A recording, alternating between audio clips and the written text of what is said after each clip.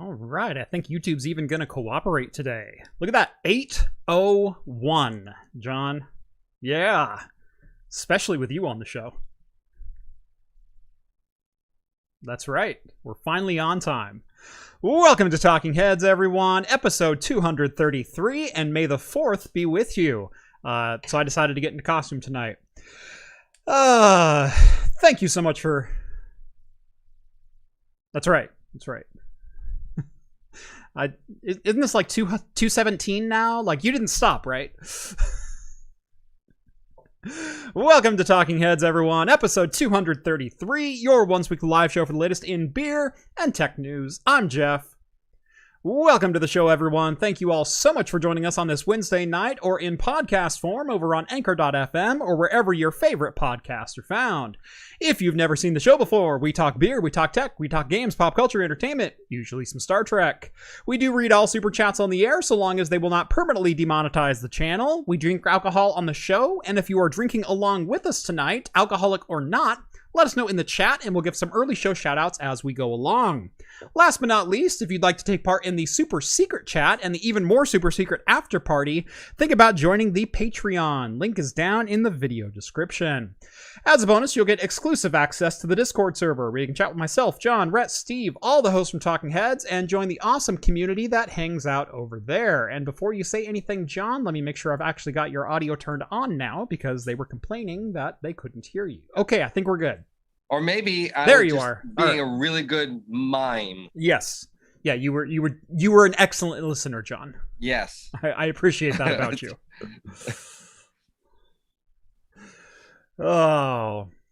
You know, I say it every time I put this on. This is the most uncomfortable piece of cosplay that I own.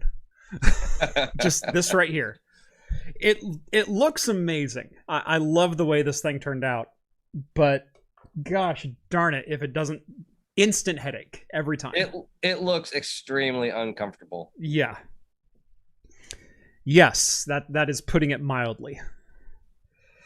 Can't even imagine LeVar wearing that, where they actually like took screws and, you know, held it onto his head with some foam pads between. Yeah.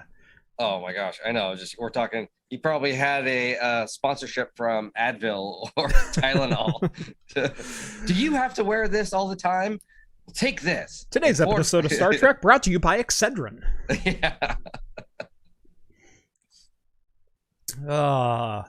How you doing tonight, John? Oh, I got a little bit of the sniffles. It's like I feel fine, but for some reason, I don't know if it's like allergy season because it's springish and there's a little bit of humidity in the air, yep, or whatnot. But man, I woke up this morning and my nose is just like drip, drip, drip, drip, drip. And but I feel fine. I had a good lunch. I've been drinking a lot of liquids, but just for some reason, my nose. Yep. So. Yeah. Those who know me know that I have some. They're mild seasonal allergies, but my allergies never go away. My nose actually runs like 9 months out of the year. It's crazy. Yeah. But right now I'm actually fighting an ear infection. Okay. So that headphone set is probably doing really good. Oh, it's feels wonderful, especially because it's on my left side. And, yeah. Yes. But today is, of course, May the 4th. May the 4th be with you. And also with you.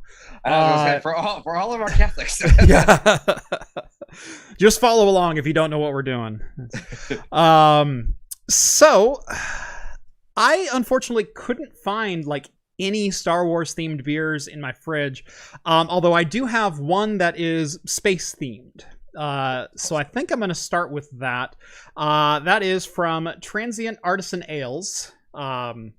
Not to be confused with Artesian Builds, which declared bankruptcy. Artisan Ales, Space and Time, Double IPA, 7.5%. This was sent over by a good friend of the channel, Scotty. Oh, so and that kind of, well, that doesn't work out. Never mind. wrong series. Although, if you have a stout too, you can have a dark beer. That's true. The dark side. That's true. You can always go with that. Yeah, a little bit of light, a little bit of dark. Yeah, there you go. Have a cocktail to bring balance. There you go. That's what the after show's for. That's right. John, what do you got lined up for today? I was actually able to go find some Star Wars themed beers. I was lucky enough to hit the bottle shop today, and I think today they just came out with some. I wasn't even thinking about it, and I just saw it. I was like, oh yeah, today's that day. Yeah. And so Fort George came out with what they're calling Java the Hop. And so it is a coffee IPA. I love it. So I'm going to have that. This is the single hop. So I think it's, what was it? Yeah, the Idaho 7 with Utopia Brewery coffee. 6.5%. Very nice. All right. So this one, not the clearest IPA in the world, but also not a hazy. Like I can still kind of see through it. It's just slightly cloudy. This is clear. Nice firm head on that thing. Like it bounces. Oh yeah. Anyway, cheers, John. Cheers. Oh man, I can smell it. Even with that is good. Nose. Oh, that's good. That is interesting. Well, yeah, it's a coffee IPA, and do you remember Rogue came out with a it was the cold brew press, I think it was? Yeah, they have a couple of different cold brew IPAs. Yeah. Now those I thought were pretty well balanced. Yeah. Like you taste a little coffee, you taste a little hot. This is a hint of coffee right up front and then a big hop flavor at the end. Really? It's interesting because the aroma is actually very nice. It smells like classic Northwest IPA, dirty, danky, grass. Yeah. And then you taste it and you're like, oh, I get like coffee. And then the IPA is like, no, I don't. I'm swallowing your solo. So you're saying there's a little bit of coffee in there, and then the IPA comes in like Kool-Aid Man. Yes, exactly. Oh yeah, it just runs you over like a speed. Pod racer. Yeah. This one, it's got kind of those hints of hazy IPAs that kind of make them good, where it's super juicy and very aromatic, very tropical, right on the nose. No burn to this at all. It's thick yet refreshing. It's tropical yet not dry. Would you call it more unfiltered than hazy? I definitely call it unfiltered. Yeah. Okay. Yeah. Okay. Yeah, because even from here, it doesn't look hazy. Just like yeah. It looks like there's just it looks like there's just a nice body to it. Yeah. It definitely has a head like a hazy, where it's that really firm, tight bubbles that are probably never going to fade. And in fact, right when I poured it, it was coming up and over the glass and had that nice little billowing top. Oh yeah. So it has hints of being a hazy without actually being a hazy, and I think it's better for it. We got a couple of drinks going on already. Yeah. Quark's got a Victory Brewing Golden Monkey. Nice. So that's always good. We've seen those before. Michael Stevens has a 50 West Hazy IPA, 7.2%. Nice. I saw actually a pretty big one early on. Where'd that go? Yeah, I'm looking through I thought it was like an evil twin or something. Okay, there's the Victory Brewing Golden Monkey. Russian River STS Pills. That's from RS. We've got Michael's got a 50 West Hazy IPA, 7.2%. Yeah. Rev's drinking an Ace High Imperial Apple Cider. I've actually had that one. That is a pretty good cider from Ace. Let's see. Yeah, Creature. Novella. Oh, go ahead. Go ahead. Creature Comfort from Cocoa Bunny or Creature Comfort Brewing. Cocoa Bunny Milk Porter from Alice. It was a Novella Hub had Heretic, Evil 3 Triple IPA 11.5. They're going big right away. Williams got Wiley Roots Brewing Picnic for 2 Imperial Stout with raspberry and peanut butter. So it's just a peanut butter and jelly stout. It's peanut butter jelly sandwich at 9.5%. Just how I like my peanut butter and jelly sandwiches. Ooh, Skull. Went for the Mr. Black Old Fashioned. Oh. That sounds delicious today. Novella Hub says, I'm doing my best Joey Harrington cosplay. Is that for the lion's hat or the fact that I was blind? Sorry. I'm sorry, Joey. I love you. That was mean as someone who watched him play in college. We got Original Radman is still drinking a Coke Zero, no rum. That's fine. Totally fine. Barrel-aged Cabernet from Bars and Pone. And then Tech Geek sends over $20. Thank you very much, Tech Geek. Sure. Evening, gents. Have a date with a nerd friend of mine this weekend to see if it's going to be a thing. 3D printing a nerd gift for said nerd friend, because I'm a nerd. Anyway, dinner and a movie this weekend, so wish me luck. Much luck. Good for you. I actually just bought my third 3D printer.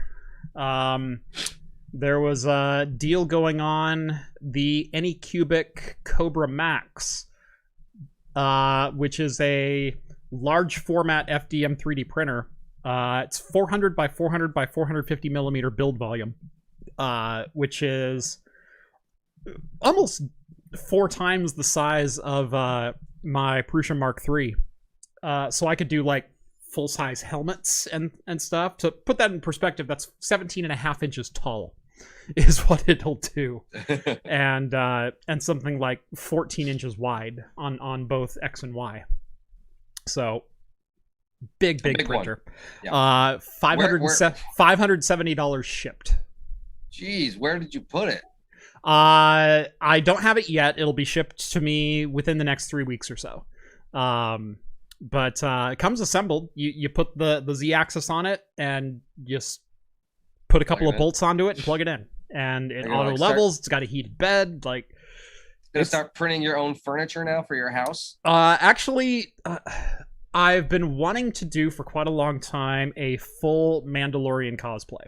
Whether it's actually Din Djarin, the Mandalorian, or it's just like a Mandalorian inspired build. I want a set of Mando armor. So that's probably going to be the primary focus of where this printer goes, at least for right now.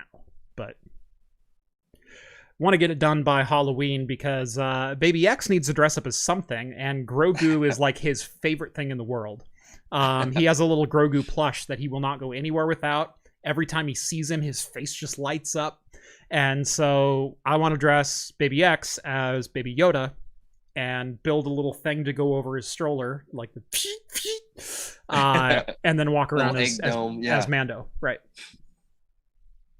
Yeah, have like the stroller, like looking like it's floating around. Basically, yeah, so if you were outside, you would just black curtain everything else but that, so it looks like it's floating. Right.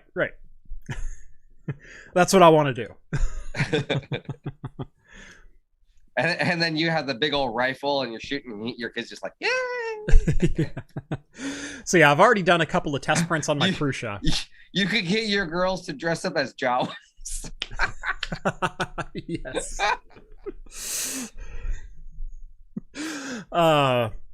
So one thing that I try to do here on the channel is I try to make any ads that I sell entertaining. Because I want the companies that are buying them from me to get a good value out of them and hopefully buy more ads from me. But I also don't like just doing straight reads because I find it boring and I click off videos if it's just like, yeah, check out our sponsor, blah, blah, blah. You can check out the new blah, blah, blah, blah, blah, blah.com and blah, blah. Thank you for sponsoring today's video. they're boring. And so I like doing stuff with the ads because it's fun for me, it's better results for the company, and it's entertaining for the audience. That's a long-winded way of saying, holy crap, the writers' meetings between me and Rhett for different companies that have reached out recently have been amazing. Specifically, we have a Star Wars-based ad coming out probably next week that I cannot wait to show you all. And there were 100 jokes that were left on the writing room floor just for what went into this video. And so we're hoping this becomes like a regular thing so we can like tell a story with it. Or just do like different Star Wars clips that it's so me and Rhett acting out. You have to tie them all together. Right. It is one thing that we're thinking of. Or just like random Star Wars clips that, will work well. I can't spoil any of them, but...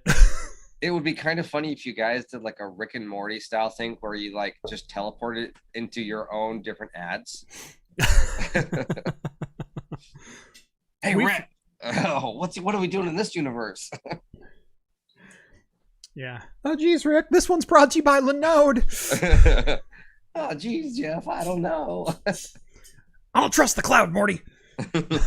I host my own servers. Raid is not a backup. I tell you that, Morty. Tell you that 100 times.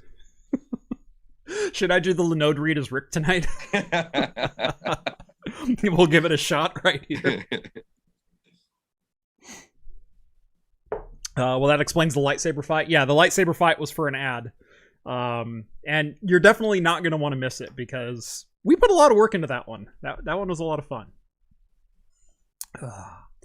Anyway, let's go ahead and get into the news. We had one last super chat really fast from Christian. Oh, there we go. Yep. Christian sends over 20 MX. What is MX? I did not know. That's what I was... know if you knew what that was. I do not. It's Mexican peso. Okay. Oh, okay. Sends 20 pesos. Thank you very much. Much appreciated. Cheers. It's not much, but may the 4th be with you. Thank you very much, Christian. And also with you. That's what I typed. Yeah, no, thank you. All right, let's jump into the news. Starting with a U.S. court has been ordered to block 3 pirate websites, 3 pirate streaming services from every ISP in the country. Sorry, let me back that up. A U.S. court has ordered every ISP in the country to block 3 pirate websites from being accessed through the interwebs. And the order states, by any technological means available. So they're not just talking about delisting them or not showing them up in search results. They're saying you have to actively block this site. April 26th, the ruling came out of the U.S. District Court in the Southern District of New York, and says that all 96 ISPs that they listed, plus any other ISP that operates within U.S. borders, must block these sites. Not just the 96 ISPs listed, like Comcast, Charter, AT&T, Verizon, T-Mobile, etc. So, yeah, the landing page is available here. Let's take a look at that. Hey, look, the website is no longer available due to copyright infringement. So this is what you will see if you try to visit one of those particular websites. Yep. Yeah. Which makes me wonder, what are these websites? Like that's awful. Which sites specifically were blocked? And what content were they streaming? I mean, look, the thing with the internet is DNS and alternate providers exist. And it's kind of hard to just remove something from the internet. Yeah, World Peace says VPN. The thing is, even if you had a VPN, you might have a hard time depending on where the site is hosted. Do you have US-based hosts, or do you have, international hosting. So third one's still up. Oh, you found it? Yeah.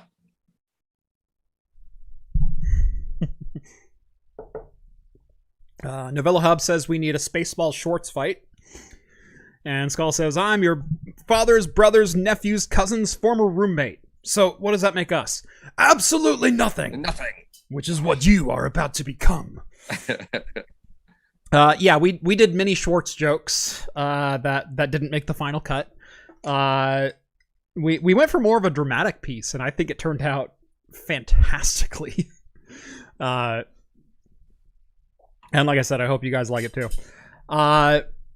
But yeah, the orders pertain to ISPs as well as DNS-based companies and hosting providers. So they're even telling the hosting providers you can't host sites for these three particular organizations. Now, obviously, this is all done under the Digital Millennium Copyright Act, DMCA, which is a US-based order only. It's not an international order. So internationally, these sites may live on. Yeah.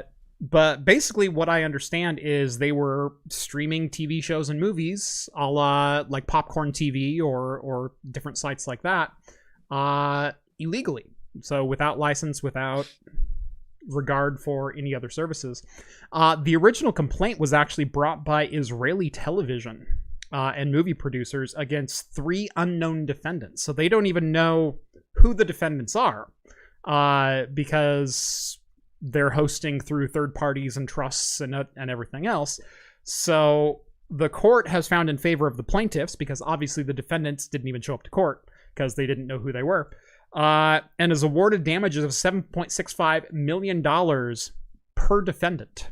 So if these 3 operators are ever found, they have a $7.65 million judgment against them for, DMCA copyright violations. Yeah, that's if they're found and ever brought to America. Right. Good luck. Mm-hmm. Craft Computing, these sites probably feed the majority of hacked Fire Sticks. Oh, I guarantee they do. Yeah, there's been a number of different sites and applications that you can load onto Fire Sticks and other devices for a number of years that are basically like offline Netflix. Just, hey, whatever Netflix has or had at one point in time, we have it too, and we'll stream it to you for free. Or for a low monthly payment or something like that. And so if we have the bandwidth. Yeah, exactly. If you're the first person to click on it, then sure, go ahead. But if there's 100 people clicking on it, nope, I'm sorry, you're not getting it. It's gonna be crap. Yep. Yeah. It almost makes me wonder if the feasibility of peer-to-peer hosting being a thing again.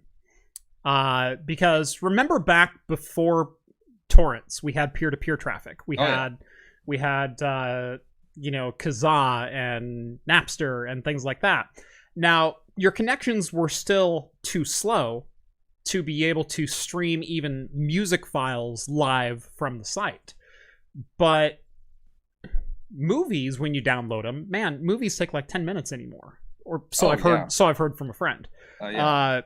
So I wonder if there would be a way to massively now I'm talking strictly hypothetical here, and any system that followed this would definitely be against the law. But I'm wondering if there's a way, technically feasibly, to disseminate hosting to peer-to-peer sites. Or peer-to-peer networks. So you host a part of a show, and whenever it's watched, you can be one of 40 peers that are online, and they'll grab a couple minutes from you here and there. I mean, yeah, that would be hard, and you would have to have a latency. That would be because, like, again, back in the day, from what I heard from a friend, It was little bits here and there from people's computers. The thing is, downloading the entire movie right now over torrent networks takes like 10 minutes. Yeah, like for multi-gig video files. What I've heard is you can even stream most of those live. If you some of them can even do it live too. Yeah. After like 1 minute, okay, we'll just download the very beginning. We'll catch up. Yeah. So I've heard. I don't know. That would be an interesting thing, especially now with, there's so much low latency. I guess if you were to find a peer-to-peer within, say, your state or region that was within, a close area, or similar to, say, a VPN, you could pick, okay, I know this has a strong signal. Maybe. I don't know. Or if you could just put on latency already on the streaming itself of like, okay, it takes 3 minutes to start the stream and then the stream will start because it's downloading ahead of time. Yeah, it's got a buffer enough to essentially.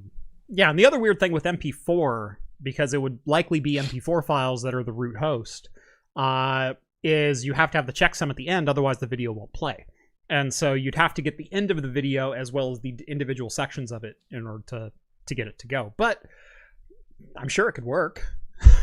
I'm sure there's someone out there, some enterprising young fellow who may or may not be working on that. Watch this channel right now. Yeah. Maybe. Who knows? But that would be interesting.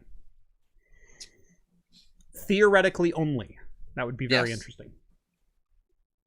It'd be a very cool theory to someone could theoretically write that code and then just saying probably could sell it to somebody, but it could be released into the wild. Don't know, but could be sold. Maybe that's what he originally intended, and whoops, it escaped. Got released into the wild. He fell asleep at his computer napping, and his roommate stole it and then named it Napster 2. Yeah.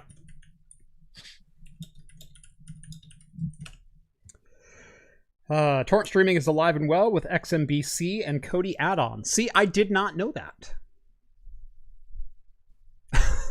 Yeah. I know Kodi's still going live. I knew Kodi was a thing, but I wasn't sure how the base of that was done. The last that I was aware of was Popcorn TV. So. Yeah, no, I know Kodi, but most of that stuff, from my understanding, is like UK, Europe based.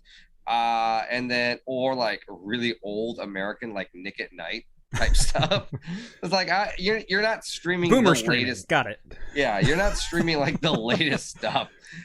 You're getting what's that free streaming service that Jerry Seinfeld was on for a while? Crackle. Oh, yeah, okay. Where they have commercials already. Yeah, it's like a lot of that. Or Justin TV.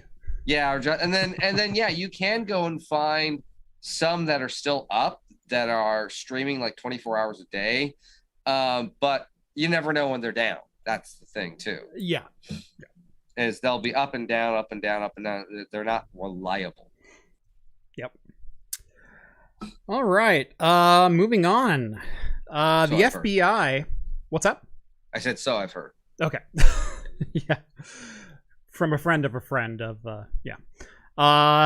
So how big of a business is email compromising attacks? One of the main ways that people exploit your personal information for monetary gain is by gaining access to your primary email address. Your primary email address should absolutely be the most secure password that you own. It should absolutely be a unique password. I'm not the kind of person that says never ever reuse passwords or never ever do this or that, because unless you have a password manager and you've gone through, thousands upon thousands of steps to make them, randomly generated or everything else. Honestly, there's some sites that I just need to log into. It's like, it's a forum. Guess what? My Reddit password is probably the same as this other password over here for Linus Tech Tips. Why? Because there's no monetary value associated with those two sites. And so my password can be the same. Oh no, they can post as me on the Linus Tech Tips forums. And they can also get my Reddit account, but they can't get my email. And my email is where all my money is at, because that ties to my bank, and that ties to my credit cards, and that ties to password resets for all of my other monetary holding accounts. So your email should absolutely always be unique and follow best practices, and actually even rotate passwords. That is where you need to put your money if you've ever needed to double down on your account security. But just how big of a business is email password compromising? Well, according to the FBI, it is a $43 billion annual business. $43 billion is scammed off of people by compromising email passwords. Oh, yes. Yeah, and that was a 65% increase between July 2019 and December 2021. And that number is expected to keep exponentially rising at pretty much that same rate. Now, this was data analyzed between June 2016 and July 2019, and was based around 241,206 domestic and international incidents, with a total exposed dollar loss of $43,312,000,000 ish. Yeah. With some change. Yep.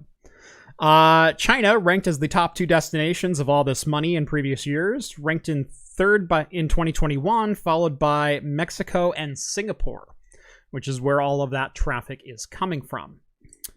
So roughly the price of Twitter, right? Like, we could have just banded together and bought Twitter if you all had just, locked down your email accounts. Yeah, I'm sure that's what they're like. Oh, that's what we're gonna go to. Yeah. What's really interesting is the breakdown of dollar amounts based on how the money was exfiltrated. I saw that. That was funny. Yeah, is this right here?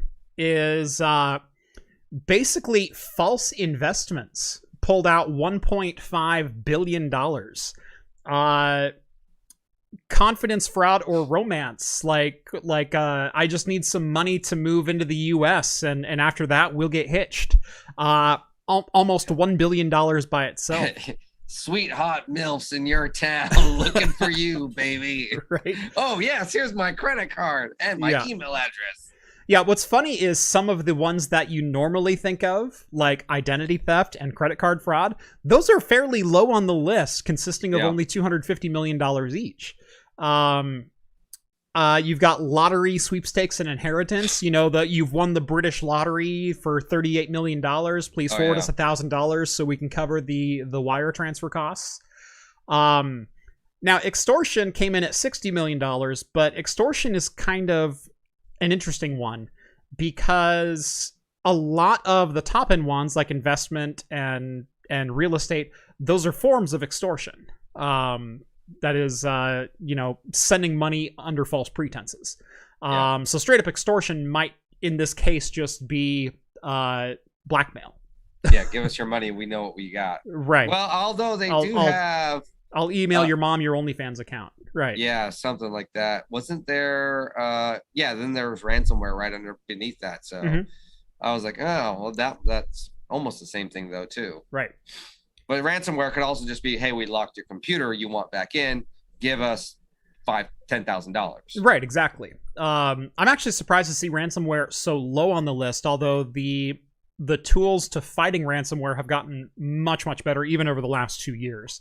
Well, I was wondering if this is mostly like domestic and not like enterprise ransomware issues. They just say 241,000 domestic and international incidents, which means it's probably a mix of personal and enterprise and small, medium, large business, etc. That does seem a little low then. Yeah, $49 million in extortion, because I've seen some payoffs, like individual payoffs for ransomware unlocks, that are $2 and $5 million. Yeah. I will say, like I said, over the last couple of years, the mitigation for ransomware attacks has gotten much, much better, especially with tools like ZFS being deployed more readily with snapshots. You know, snap your fingers and you go back 24 hours to before someone opened, you know, invoice.pdf.exe. Yeah, guess how ransomware gets in? Email.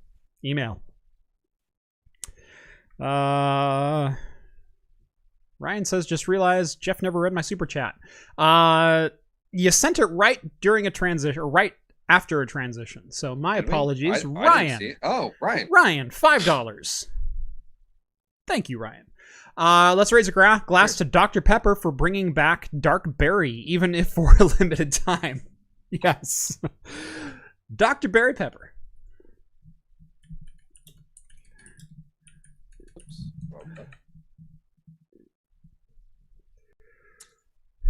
Yes, I do like the dark berry pepper. It is, it's good stuff. Yeah, but like I said, the breakdown of all of this is very, very interesting to read through. And like I said, there's a couple of these that are probably on an individual basis, like phishing and extortion and whatnot.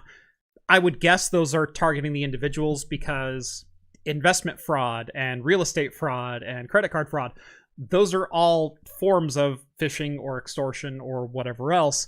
So I'm assuming that they might have broken this down to like enterprise level on the left and more personal or consumer level on the right. So yeah.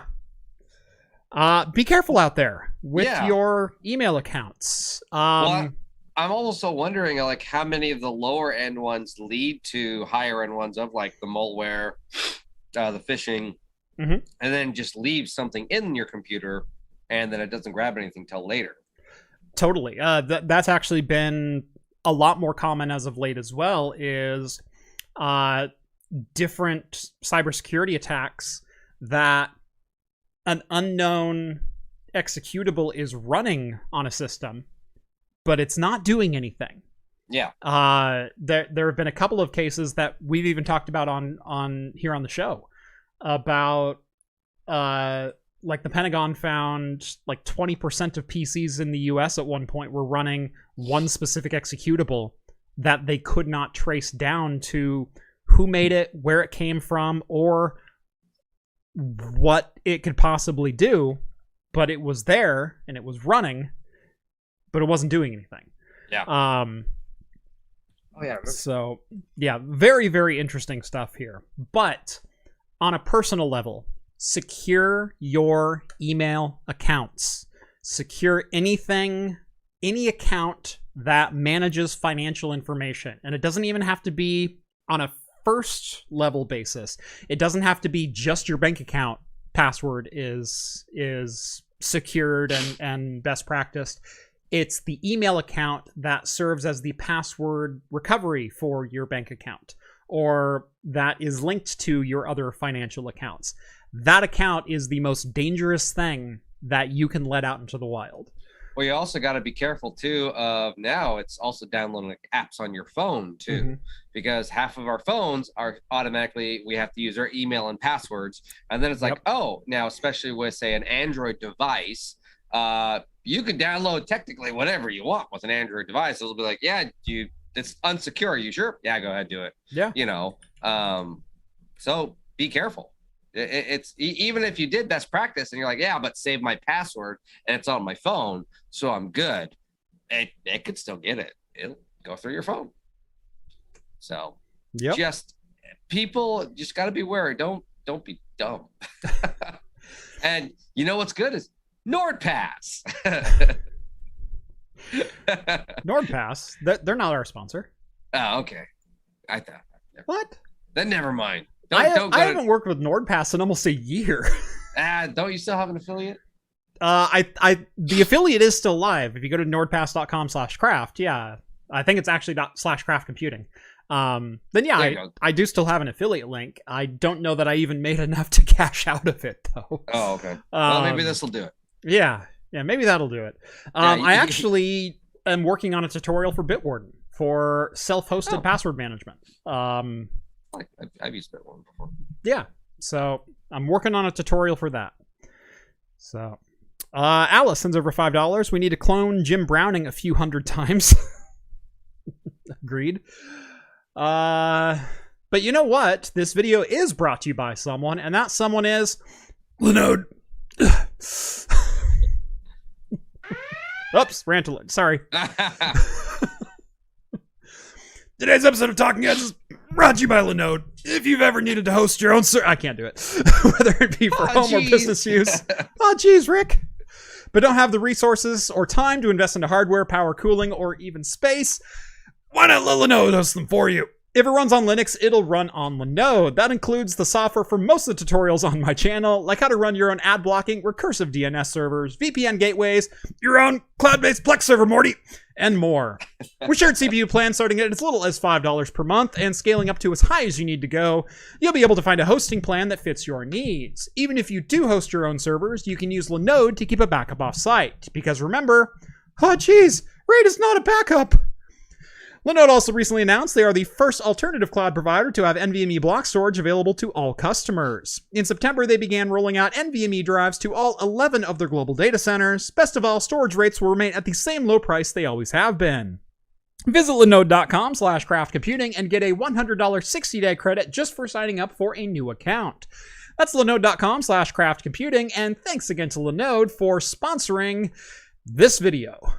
Thank you, Linode. And if you do sign up, I hope that's not the last one.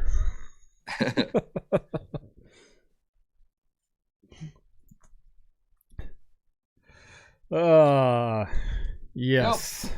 I don't know how much I'm liking this beer. Yeah? Yeah, I don't know. I think it's the hop. I am not a fan of Idaho 7. I will agree with you there. Like, it's okay, but yeah, it's... For a Northwest-based hop, it tastes very much like a Midwest hop. Mm-hmm. It's very earth-forward. Yes, it so is. Like I said earlier, it tastes like dirt. Yeah. And I don't know. I know some people like love it. No, I don't know. If it's blended with other things, if it's more than a single hop beer, yeah, I think it's fine. It's a fine addition. It definitely gives a good texture, a good starting point for a lot of IPAs. Like, I don't dislike IPAs just because they have Idaho 7 hops in them. No. But you have a single hop beer with some coffee, so you have coffee grounds and Idaho 7 dirt as your flavor profile. So yeah, I know. I mean, it's nice with like Idaho 7, you put it into a hazy, it's like, oh, I get a Northwest hazy IPA, so you get this juicy, dirt, earthy, grass type flavor, so it kind of balances itself out. Yeah, when it's a single hop and then coffee, no. It was okay at the beginning. Now it's just like, I don't know. It tasting more like what are those? Not brute IPAs. You remember those are like very dry? Yes. This is very dry tasting to me now. Interesting. Dirt coffee. Dirt coffee. Oh, I think we did have another chat. Our super chat. How did I miss it that? was Sean. Sean gave us $5. Thank you, Sean. He's drinking a Mustache Sean's Chocolate Stout by, what is it? Ribald Brewery. Yes. Cheers. Thank you, Sean. Jeff needs to do the sponsor spot in a British accent. Actually, accents are not my forte. Like, I can do a pretty good Count from Sesame Street. I can do a pretty good number of other voices. Accents, not my thing. Like British I can just turns into Australian. Yeah. And not even a good Australian. Just yeah. So I stay away from the accents, but I will do characters from time to time. I have pretty good character voices. Yeah. I think that's about as far as we're going to get into that rabbit hole.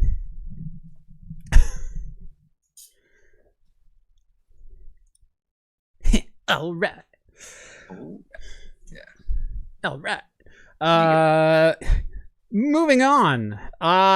Intel has made a very curious acquisition, at least an acquisition that has roots all the way back into vaporware video cards in the 90s. So, cast your mind's eye back to 1998, 1999. You had S3 graphics. You had NVIDIA that was just kind of starting to burst onto the scene. ATI was an established brand, but also fairly new. You had Trident. You had 3DFX. 3DFX. 3DFX was pretty much the go-to at that point. And there was, for a glimmer in time, a little unknown company called Glaze 3D. Glaze 3D had purportedly shown off to a number of different industry insiders and tech media and things like that a series of GPUs called the Glaze 3D 1200, Glaze 3D 2400, and the Glaze 3D 4800, which essentially promised features that were probably 5 or 6 years ahead of every other manufacturer at the time. This included DirectX 7 support, OpenGL 1.2. It came in AGP format, had 4x antiscopic filtering, full screen anti-aliasing.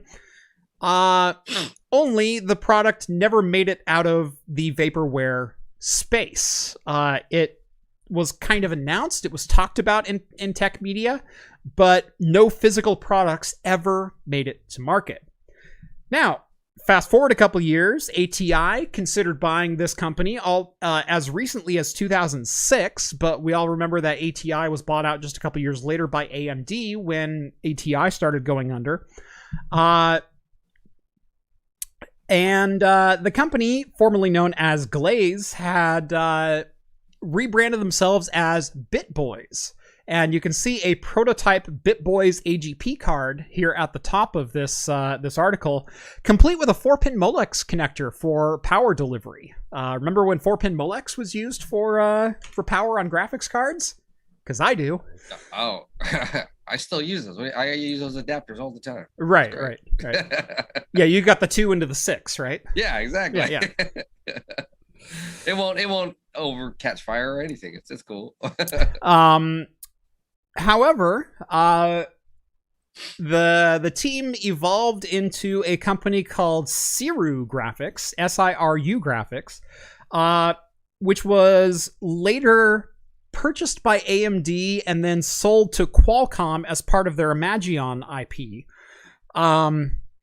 And so like these people have been working at Glaze 3D and have gone through like 3 and 4 and 5 different branding, business, ownership transitions. It's the same group of engineers. It's a really fascinating story. Anyway, Siru Innovations, which was owned by Qualcomm, was actually this week purchased by Intel and rolled into Intel's Accelerated Computing Systems and Graphics Group. Apparently, they're going to be quote, leveraging their experience to design such features as mobility as a service, advanced driver assistance systems, gaming, and hyperscale data center features. This is very likely to be tied in with Intel Xe or Intel Arch graphics. So this may be the new, like, driver QC team, driver development team. This could also be the enterprise focused team for Intel's new Arch graphics. This could be the enterprise focused division of Arch.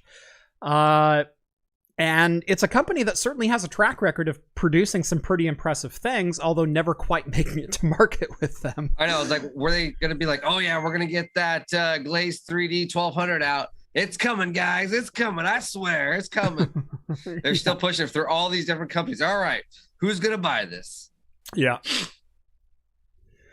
Yeah. So very interesting story. And now part of the Intel family. Yeah. So there you go. Isn't BitBoy what Kyle calls his followers? Something like that. Something like that. Speaking of graphics technology that you'll probably be seeing sometime soon, AMD has teased a new Dragon Range CPU for high-end gaming laptops. This will essentially be a CPU-GPU combo with TDPs above 55 watts. So unlike the APUs that are out right now, like the 5800U and other APUs that are either using Vega or RDNA 2-based APU systems, this will have a focus on higher-end graphics in laptops.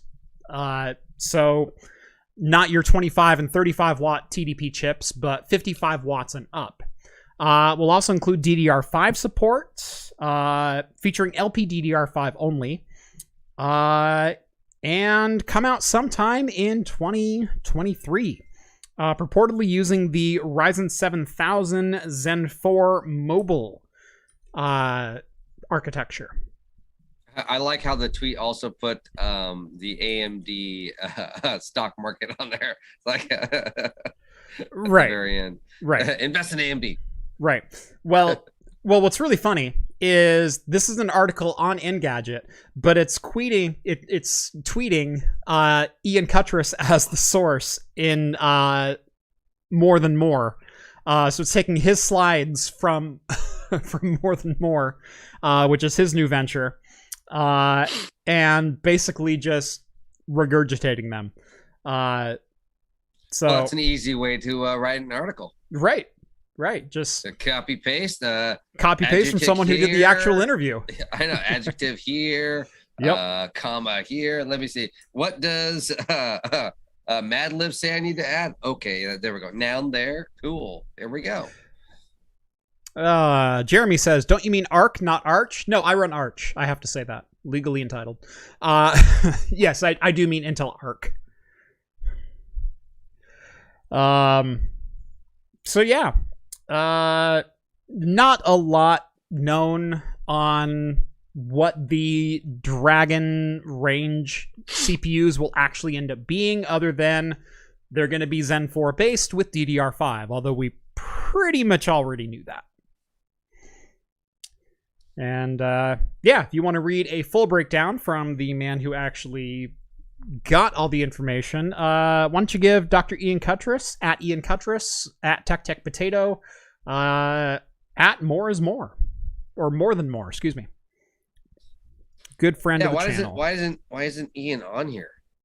Let us know everything via chat. If you also if you do want to talk to Ian sometime, if not on Twitter, you can sometimes find him in our Patreon.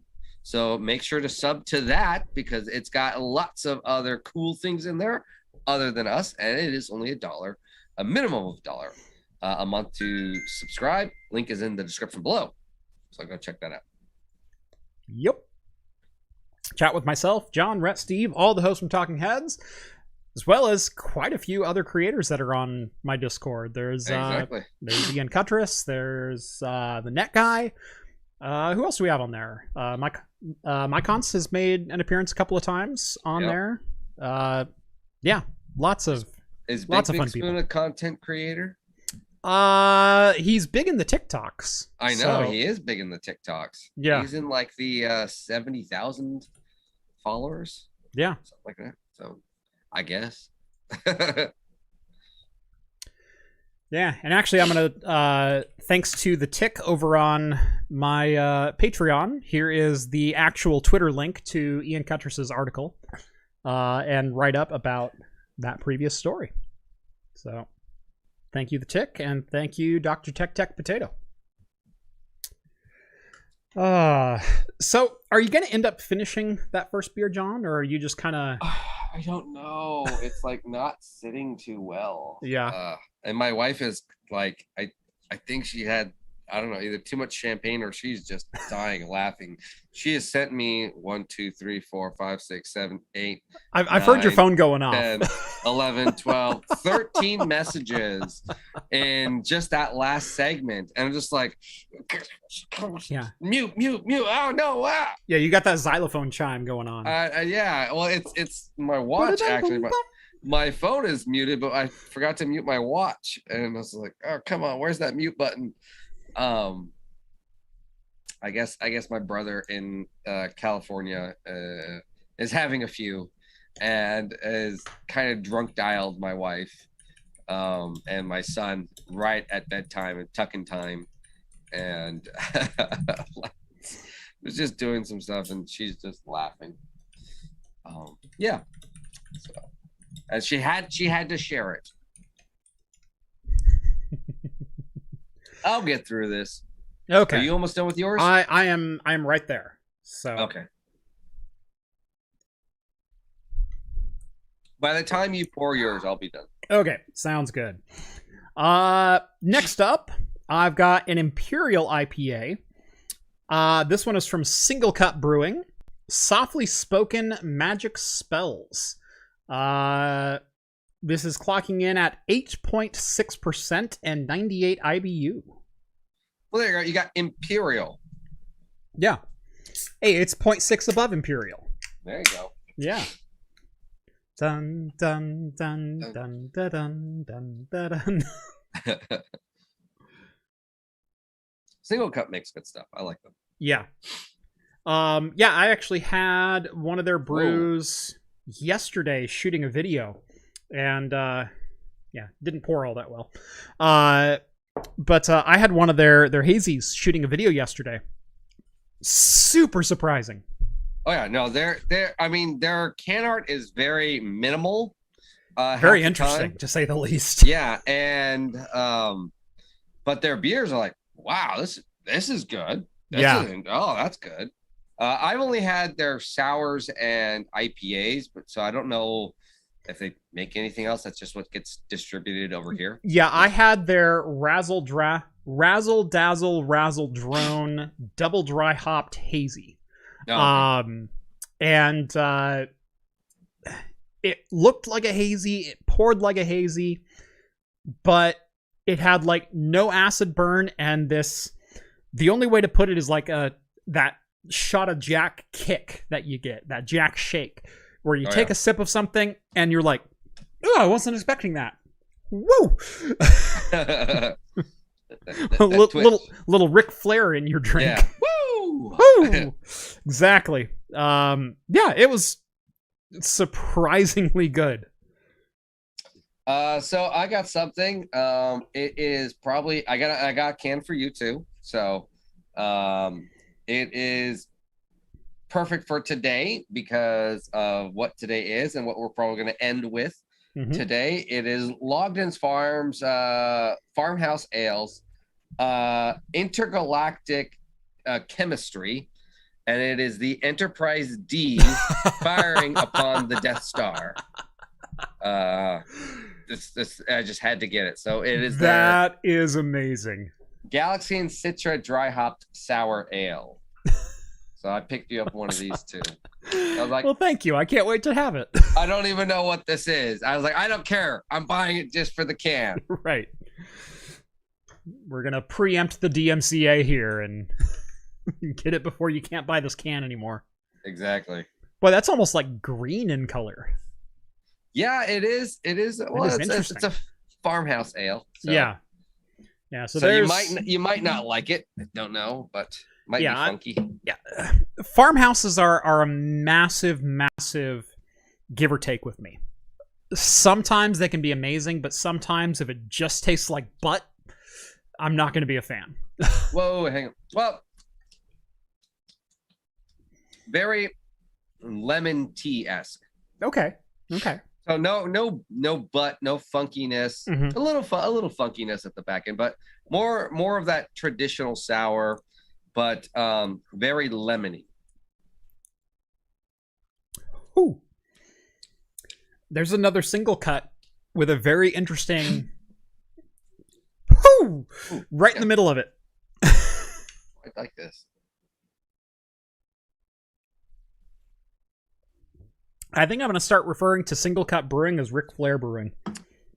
The Ric Flair. Woo! Woo! Right. It's the Richard Rawlings of brewing. Another woo. Yeah. Yeah. So this one's definitely more hazy than the last hazy from single cut that I had. Definitely has a couple more of those trademarks to it. This is like a lemonade, but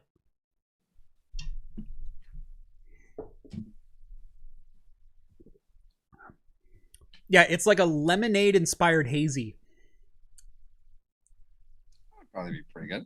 But then you get literally punched in the gut with like this. It's like a mango and mandarin orange kind of kick. It's like a lemonade you'd get from like Red Robin, but it's very tart. like right up front, it's like a really delightful, playful lemonade, and then right about midway through, it just goes, cup check, and all of a sudden it's mango and mandarin orange, and not the good kind. It's just sour and tart, and whoo! Yeah, I don't know any other way to put that. Gosh, my wife is still going. I'm gonna mute this. Now she's sending me always sunny gifts. Okay. How do I? Just send her back the Magnum Dong. Yeah, because I will. I know you will. That's why I said it. In very surprising news, this was an interesting one to make the tech news this week. Was it? John, did you ever buy or mint any NFTs yourself? Excuse me. I wanted to. Again, like I said last week, I really wanted to mint all of the beer posts I did, but I just didn't have the time. You just didn't do it? I think now, see, that is an idea maybe for next year. How much could I make for 30 days off of NFTs of me drinking beer, of my beer posts? So all of the beers, if I made NFTs, could I make any money for 30 days? Yeah. Well, I'll tell you, you might want to consider not doing that, because apparently NFT sales have declined 92% since their peak. What? But the metaverse, Jeff, metaverse. Yeah, the non-fungibles. Apparently the non-fungibles don't hold up well when you start explaining what non-fungible token means. So I don't really own it. I just own a record of the transaction without the physical or material goods to go along with it. Yes, that's correct, sir. Yeah. Yeah. NFT sales fell from a daily average of about 19,000 this week, down from 225,000 transactions in September, when we first started hearing about this BS. Oh, gosh, I know. Yeah. What was it we were talking about? Let's see. Budweiser got in on it. Coors got in on it. Who didn't try to get in on it? Didn't get on it. Yeah. Ridiculous stuff. Well, that wasn't was it Steam or someone was trying to make like your gameplay or something like that, all of those NFTs? No. Wasn't there a game company? There was a game company. Well, I mean, God, Ubisoft and EA both had NFT proposals that went forward. I don't know if any of them actually did anything. But Steam actually came out, Valve themselves came out in direct opposition of NFTs that said, we will not allow NFTs on the platform because something like 90% of all transactions that we've seen relating to NFTs have been fraudulent in nature. Yeah. That was a direct quote from Gabe Newell back in December or November. So, yeah, Michael Stevens, NFT, pump and dump, baby. Yeah. Essentially, yes. Sounds like all the money is already laundered. Yep. Pretty much. So, can all you NFT bros explain to me how NFTs aren't just money laundering? Because if it looks like money laundering and smells like money laundering, and then the money dries up because it's already been laundered, maybe it was just money laundering to begin with? Anyone? Bueller? It's like fine art, Jeff. It's the new fine art. Yeah. Deal with it. Yeah.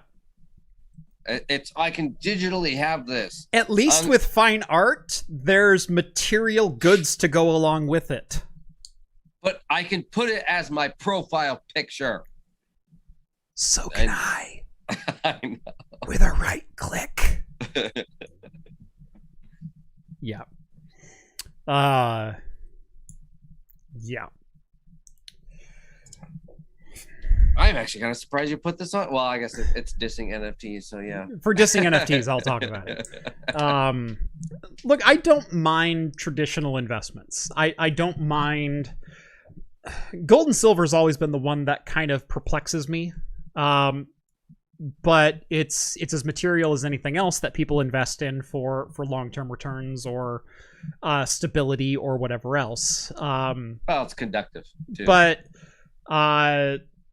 classic cars and fine art and real estate. Like, I have nothing against investing your money.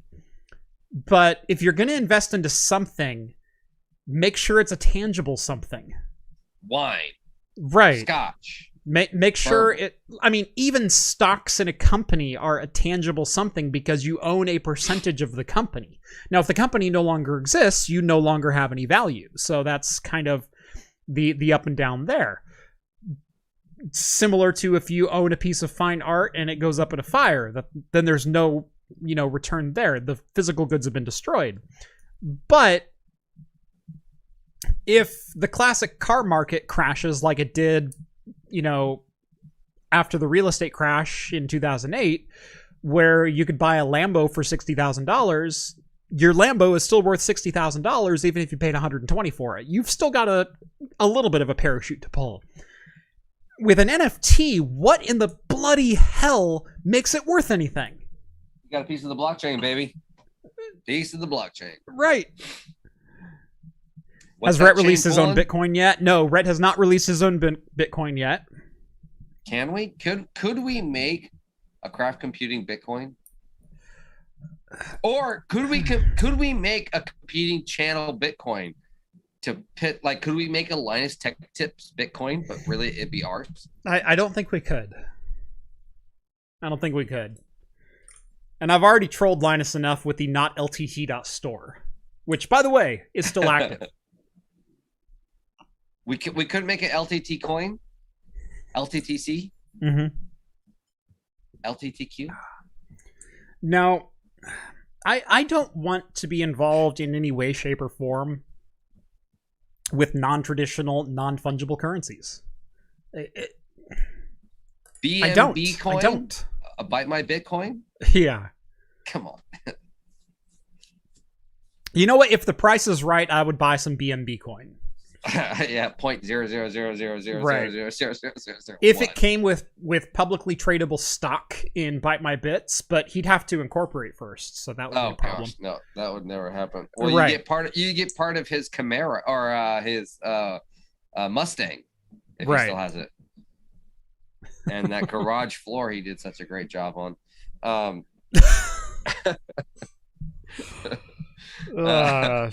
Here's the thing. You can invest in classic cars all you want. The 2005 and later Mustangs are never going to be worth anything because they were made in such volume. And they were just playing off the old styling cues of the 60s and 70s Mustangs, which I will say, they look great. I thought they looked great when they came out. I think they look great today. But if you're investing in classic cars, avoid Mustangs because there's a saying that says they were doing Mustang things, right? Mustang things is I spun out at a car show because I was revving my engine and don't know how to drive. And there's a reason it's called Mustang things, is because it's always the Mustang guy. Yeah. Well, it's the cheapest muscle car you could buy right now. And it comes with what now a 6-liter, or it's actually, I think some of them even come with 4 liters now. Or I think well, the early 2000s. There is actually a whatever Ford calls it, their EcoBoost 4-cylinder with turbo, and even that Mustang is not bad. I know a couple people who have them, and they love them, and they're great. No, I was talking like the early 2000s 6 cylinders. Right. Those things that, you know, went maybe 130. No, they had better engines than that. I think the base model that they came in was a V6. And I think they came in at about 245, 250 horsepower. Which for the day was not terrible. I mean, you look at cars like the 190 horsepower. Really? What? 2002 Ford Mustang. No. 2005. Ford Oh, Mustang. okay. I was looking at 2000. Yeah. No, 05 is the start of the new body style. The 04 was dreadful. Yes. No, those are what I was talking about. Yeah. 210. 210. Okay. So 210 and capped at 300. Yeah. The V8 was 300, but here's the funny thing is the Nissan 350Z with a 3.5 liter V6 put down 285. Yeah. Like Mustang equals crowd-seeking missile, right? Love to have a 90s 5.0. I knew a couple people who had some 90s 5.0s, who had some Fox bodies, and then later on the transitional Mustangs. My brother, my oldest brother, had a 5.0. Yeah. It was horrible. Yeah. Because it was tan gray, and it had matching leather tan gray interior with a gold pinstripe over tan. It was like, and it had that back window with the plastic wings with the louvers. The louvers. Yeah. Oh god, it was horrible. I think after the first year it flew off. Yeah. You know what's funny is the Fox body Mustangs have gone way up in price lately. When I was a kid, and when I was 16 and 18 and looking at cars and whatnot, you could get like an 88 Fox body Mustang 5-liter manual transmission for like $1,200. Those cars are going for like $6,000 and $7,000 now. It's ridiculous. I don't know why they don't look. I never liked. They always look like the Chevy. There was a Chevy that had a very similar body too. Right. There was the Corsica. There was a couple others in there. Got a base model 2002 in my garage, says Harley. Oh, you poor man. That bulky, bloated V6. Yeah. I actually wouldn't mind finding a Fox body Mustang somewhere, an old 5-liter, but only to put a factory 5 body kit on it. To literally gut it for parts and put the drivetrain onto something else.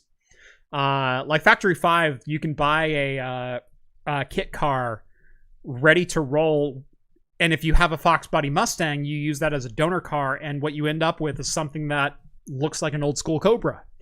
Yeah. And I went, I wouldn't mind putting something like that together. I think that'd be a lot of fun and a great use of a Fox body Mustang that I wouldn't spend $1,000 on.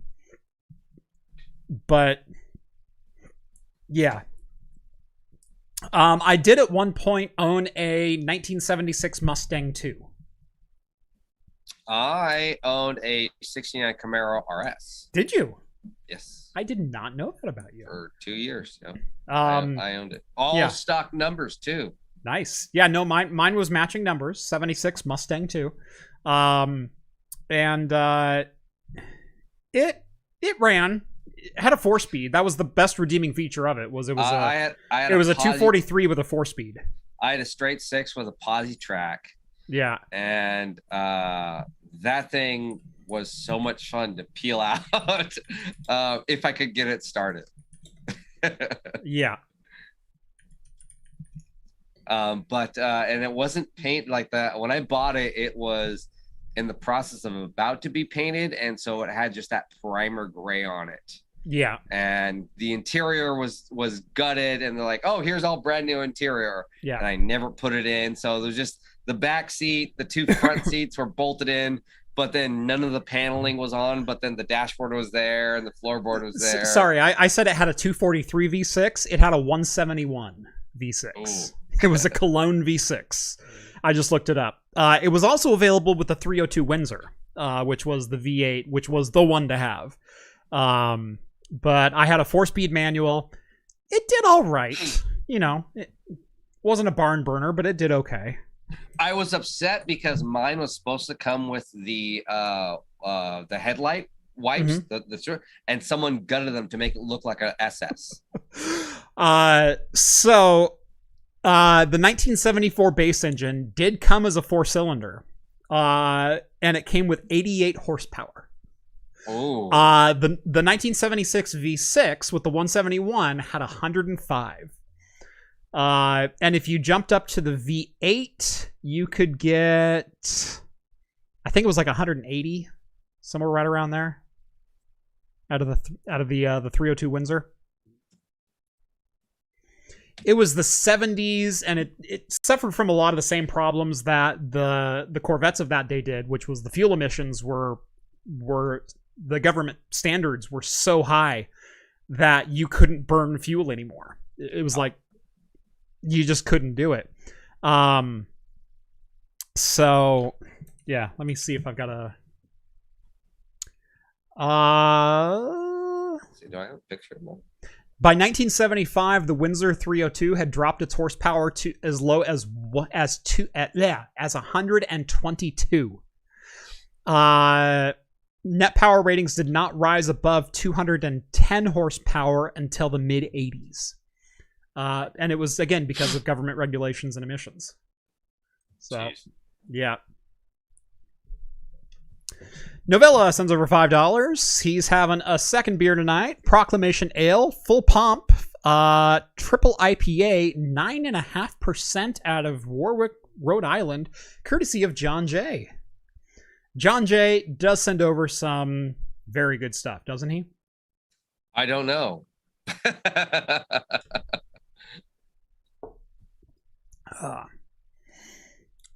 Yep.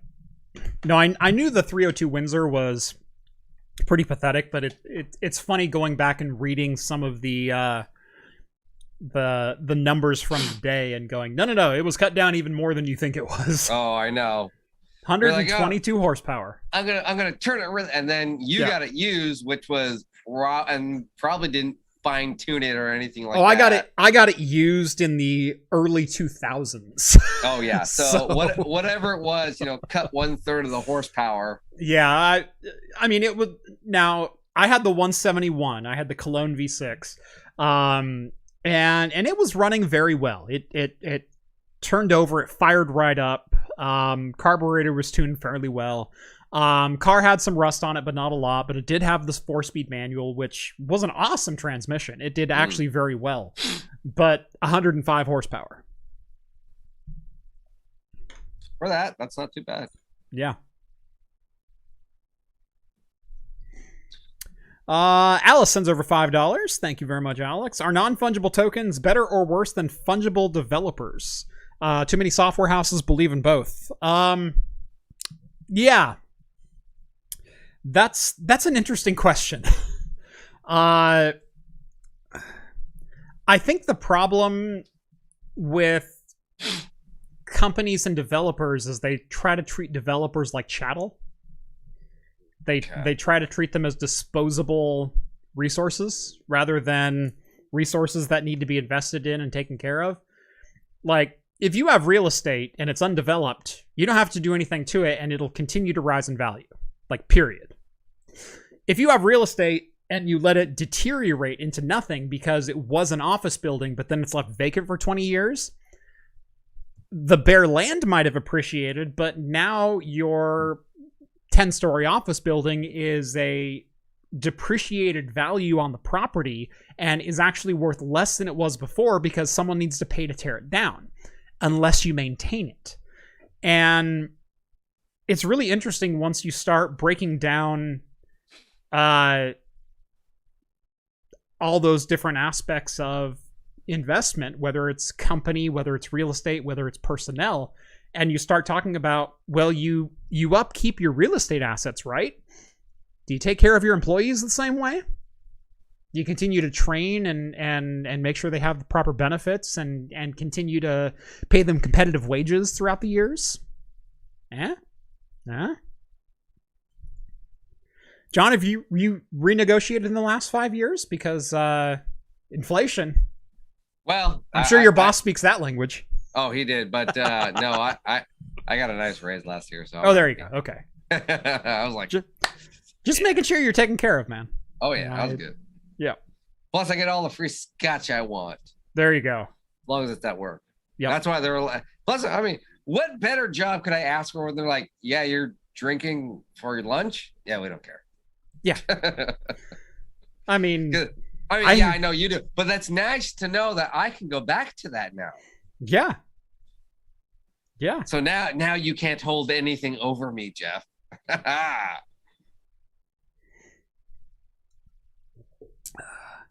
We do have a little bit of beer news, which is kind of interesting. The reason I brought this particular one, I brought it last minute. Mm-hmm. Recently, we heard about Stone Brewing winning over the Keystone Battle. Yes. And we've all heard about, at least in the beer industry, if anyone's paid any kind of attention, Stone has a reputation for being kind of bullish with their IP. And we kind of both agreed, like, yeah, but it's your brand. You have to be protective of your brand because that's who you are. But in reality, I was saying through this whole time, a lot of the bad stuff Stone has always been saying was, well, it's because they were in the middle of a major lawsuit, so they kind of had to be a little bit bullish. And I think this article kind of pointed that out. So Stone Brewing, almost immediately after their victory from Keystone, an unknown brewery went and filed their own lawsuit against them.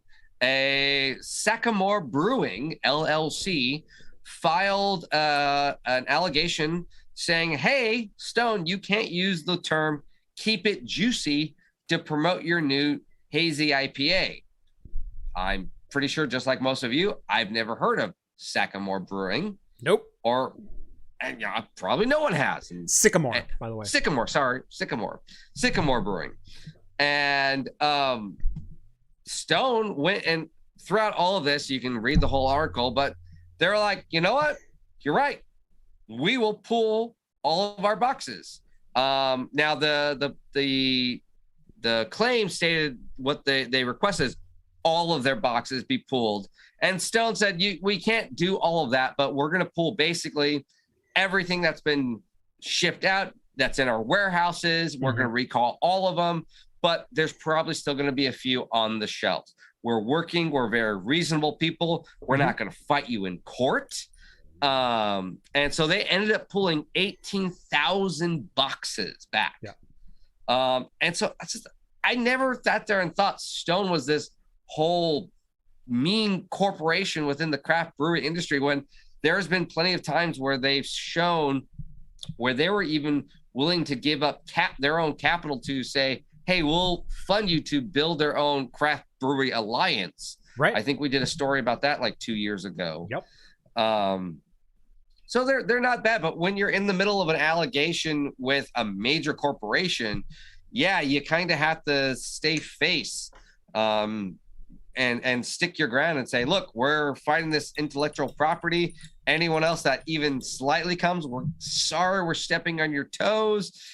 We don't need to be mean, but we kind of have to continue with this presence because that's what the judge in the courtroom is going to see.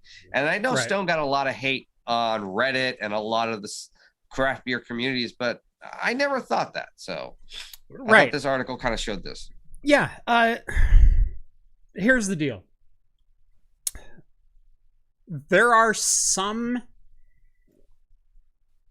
things in trademark copyright that may end up using similar verbiage for promotion.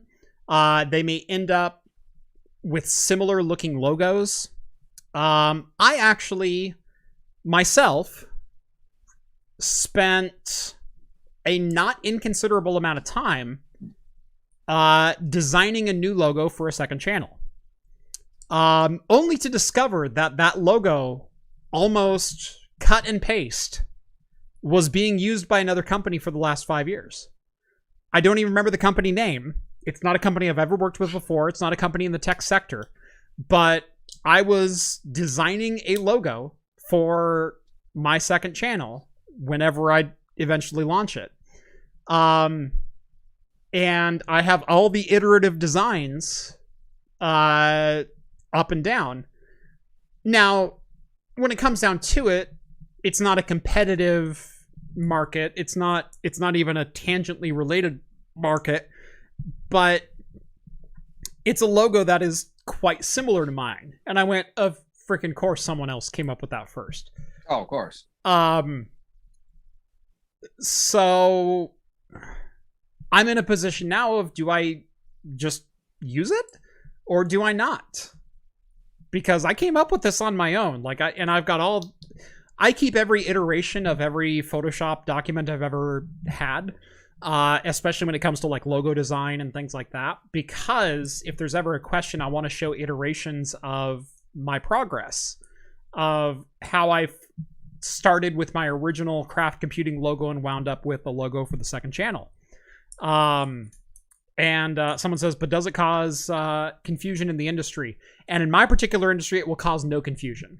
And there's still some distinct differences, but the core of the logo is actually very similar to an existing company. And I was very happy with the way the logo turned out, but also a little pissed off because someone else thought of it first. So I don't know if I'll end up rolling with it or not. As we move on this year, we are going to try to finally launch a second channel, and it'll probably be with the logo that I designed, and we'll kind of roll from there.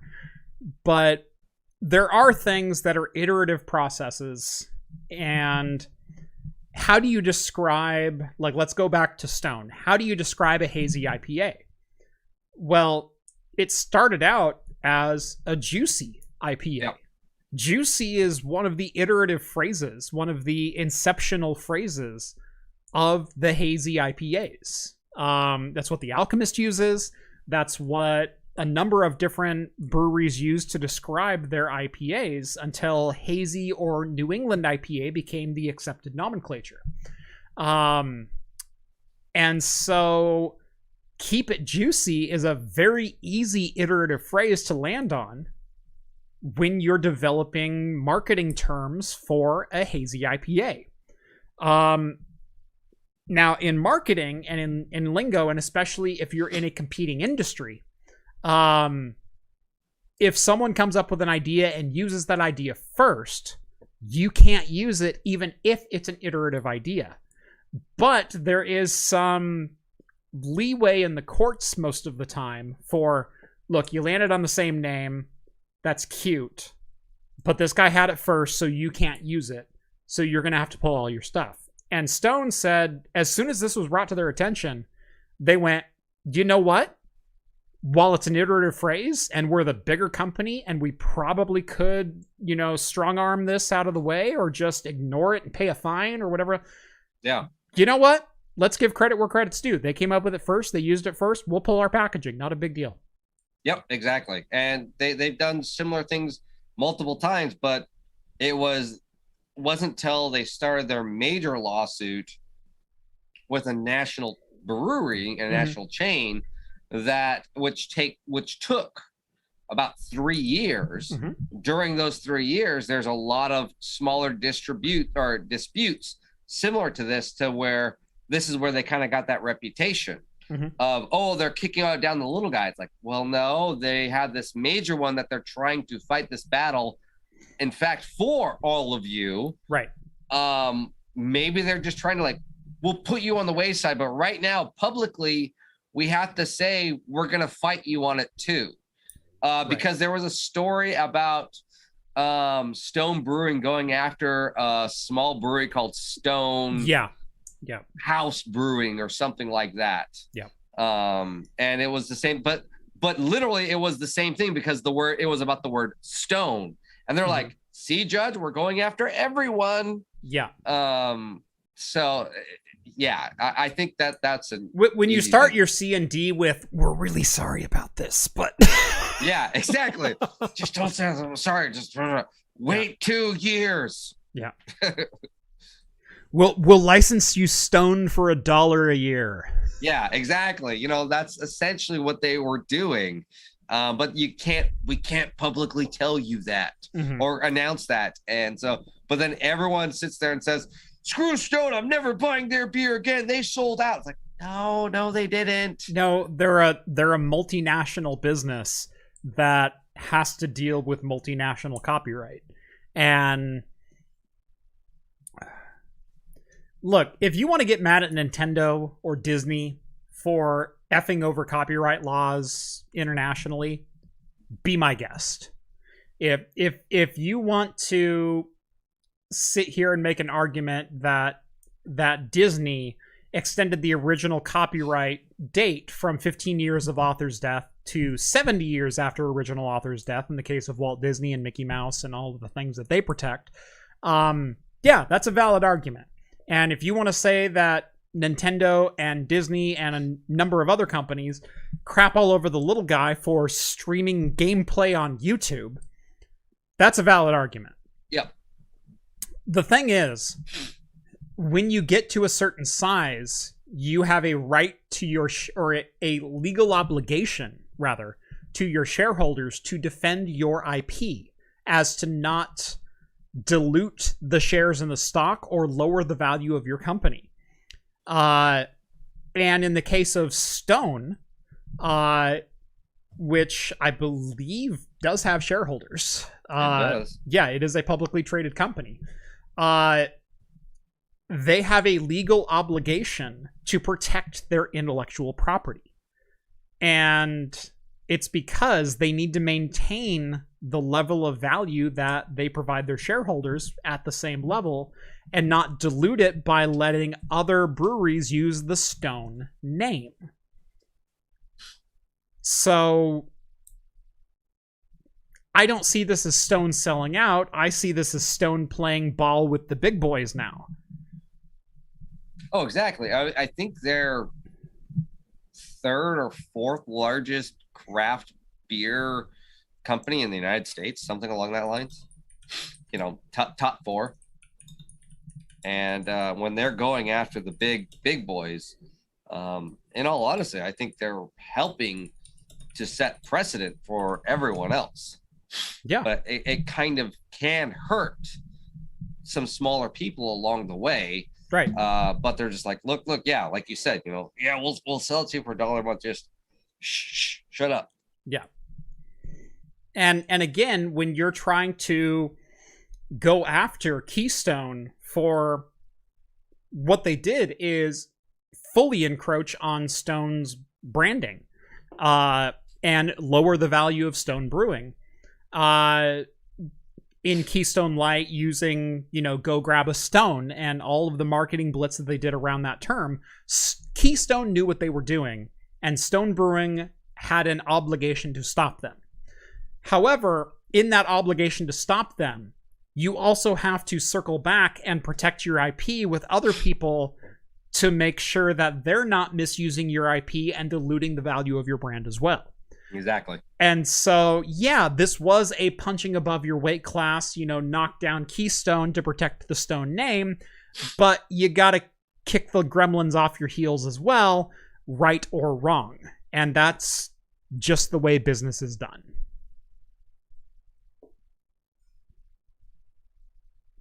Sorry. Yeah. No, I totally agree. All right. But that's all the beer news we had because it was a slow week for the beer industry and alcohol industry. Moving right along. Square-Enix sold a number of gaming IPs and studios for what seems and feels like pennies. In a very odd move. I saw this story come through and swore they missed a zero on this purchase price. So Square-Enix, owner of such titles as Tomb Raider, Deus Ex, Thief, what else was part of this? Crystal Dynamics, Eidos Montreal, etc. Yeah, they said around 30 AAA titles. Around 30 AAA titles. In Legacy of Kain, like if you go back to the PlayStation days and whatnot. Sold a good chunk of their software and gaming IP to a Swedish game company called Embracer Group for $300 million. Now, a lot of people go, oh man, 300 million, that's a lot of money. Remember, every Tomb Raider game brings in like $50 million. Yeah. Tomb Raider, Deus Ex, Thief, Legacy of Kain, and a number of other titles, those are worth a lot of money. Those IPs have been around forever. And $300 million really does seem like pocket change for this level of transaction. I was honestly shocked when I saw this that it wasn't $3 billion. I don't know what to say about this. They sold Tomb Raider for $300 million would still shock the hell out of me. But they sold Tomb Raider and 7 other gaming studios. Yeah, because I could see like that, like Tomb Raider. Honestly, I could see like Thief going for 100 million. I could see Thief 100 million because when was the last? Maybe even Thief like 75. game? And the last Thief game wasn't even that great. Exactly. Right. But Tomb Raider, they just made a movie a couple years ago. I don't remember how big of a hit it was, but even now, then there was a new game, and new games still so it's still a relevant IP. Yeah. And 300 million for just that one IP, I could see that. Maybe it being like, okay, maybe I don't know the numbers of the old, Tomb Raider stuff, so maybe just they all flopped. Let me break this down to you, okay? The 2013 iteration of Tomb Raider, when they rebooted the franchise, sold 14.5 million copies. Rise of the Tomb Raider, the sequel, in 2015 sold 11.8 million. Shadow of the Tomb Raider in 2018 sold 8.9 million. Just the last Tomb Raider, just the 2018 launch, if you take a $30 sale price for that launch, you're looking at $270 million. That game brought in enough revenue to buy not only the franchise, but the franchise of Deus Ex and Thief and Legacy of Kain and yada, yada, yada, and all the studios associated with them. And that's at a $30 price point. So if that was a $60 price point, it was $513 million. Yeah. Now, the real number is somewhere probably in the middle there, somewhere around the $400 million mark if I had to put money on it. But still, the last Tomb Raider game still made more than this entire deal is worth. I don't even know what to say about that. I don't know.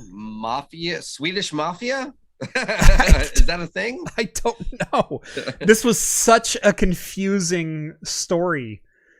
Like, how did this deal take place? How are we even talking about this? Is it like maybe this is weird? Yeah, I don't know.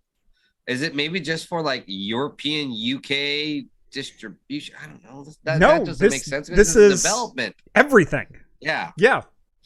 Here, let me pull this up. Just the Tomb Raider franchise. Here's all of their sales since 1996. Their worst selling game was Tomb Raider Chronicles in 2000, which sold only 1.5 million copies. Beyond that, Angel of Darkness was also pretty bad at 2.5. But their worst selling game is 5 million copies in Last Revelation in 1999.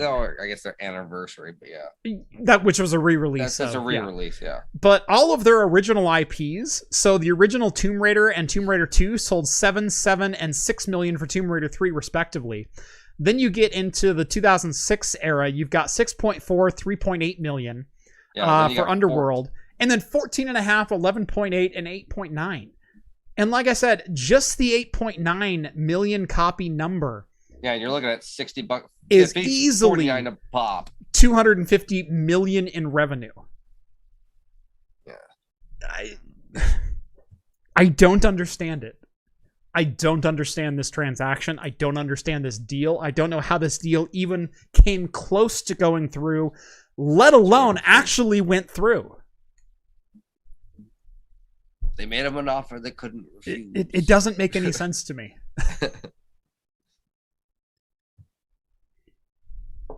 Unless they're like wanting to get, I don't know, like why? Yeah, why would you do this? Now, Square Enix did hang on to the Hitman franchise. They do still own the Hitman franchise, which, to be fair, has been doing very well for them.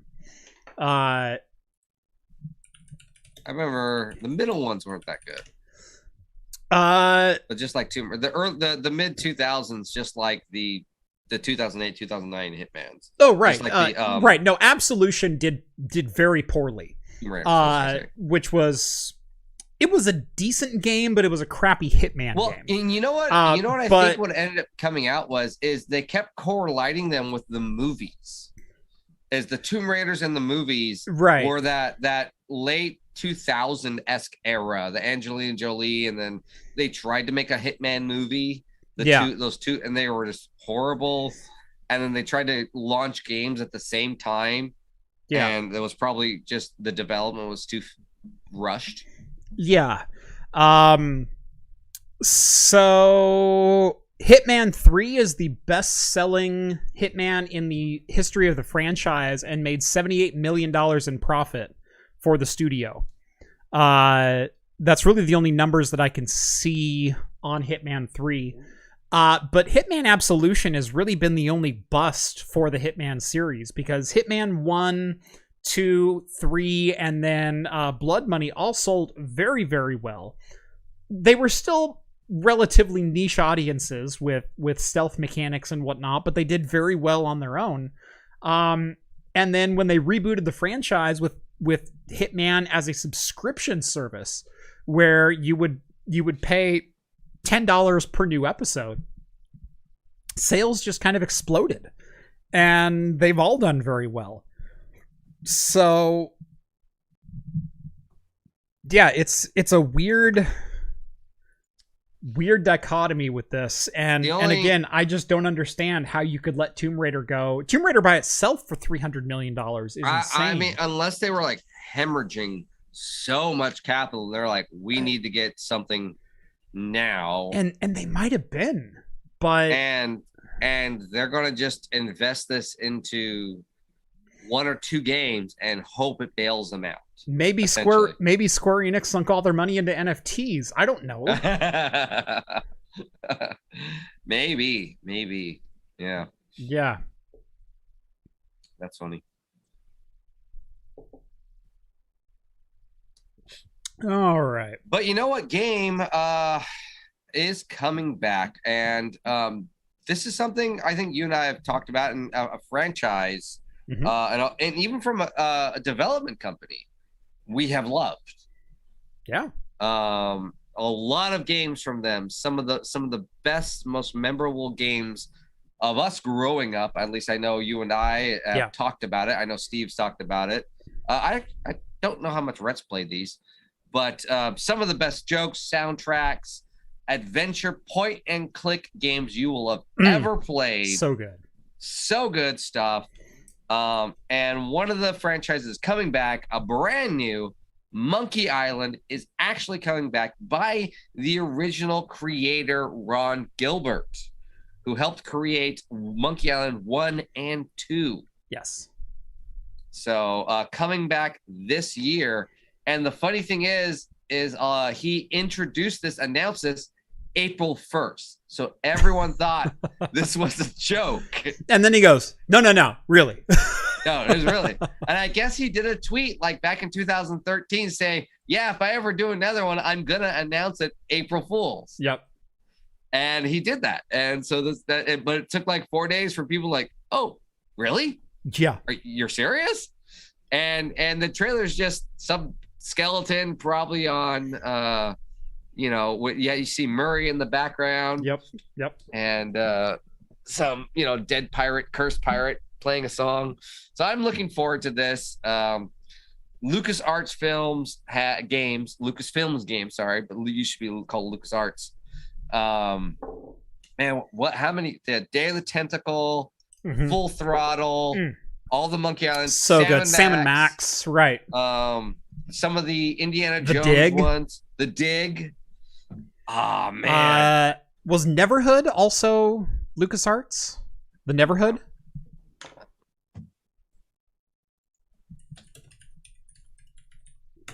It doesn't look like it.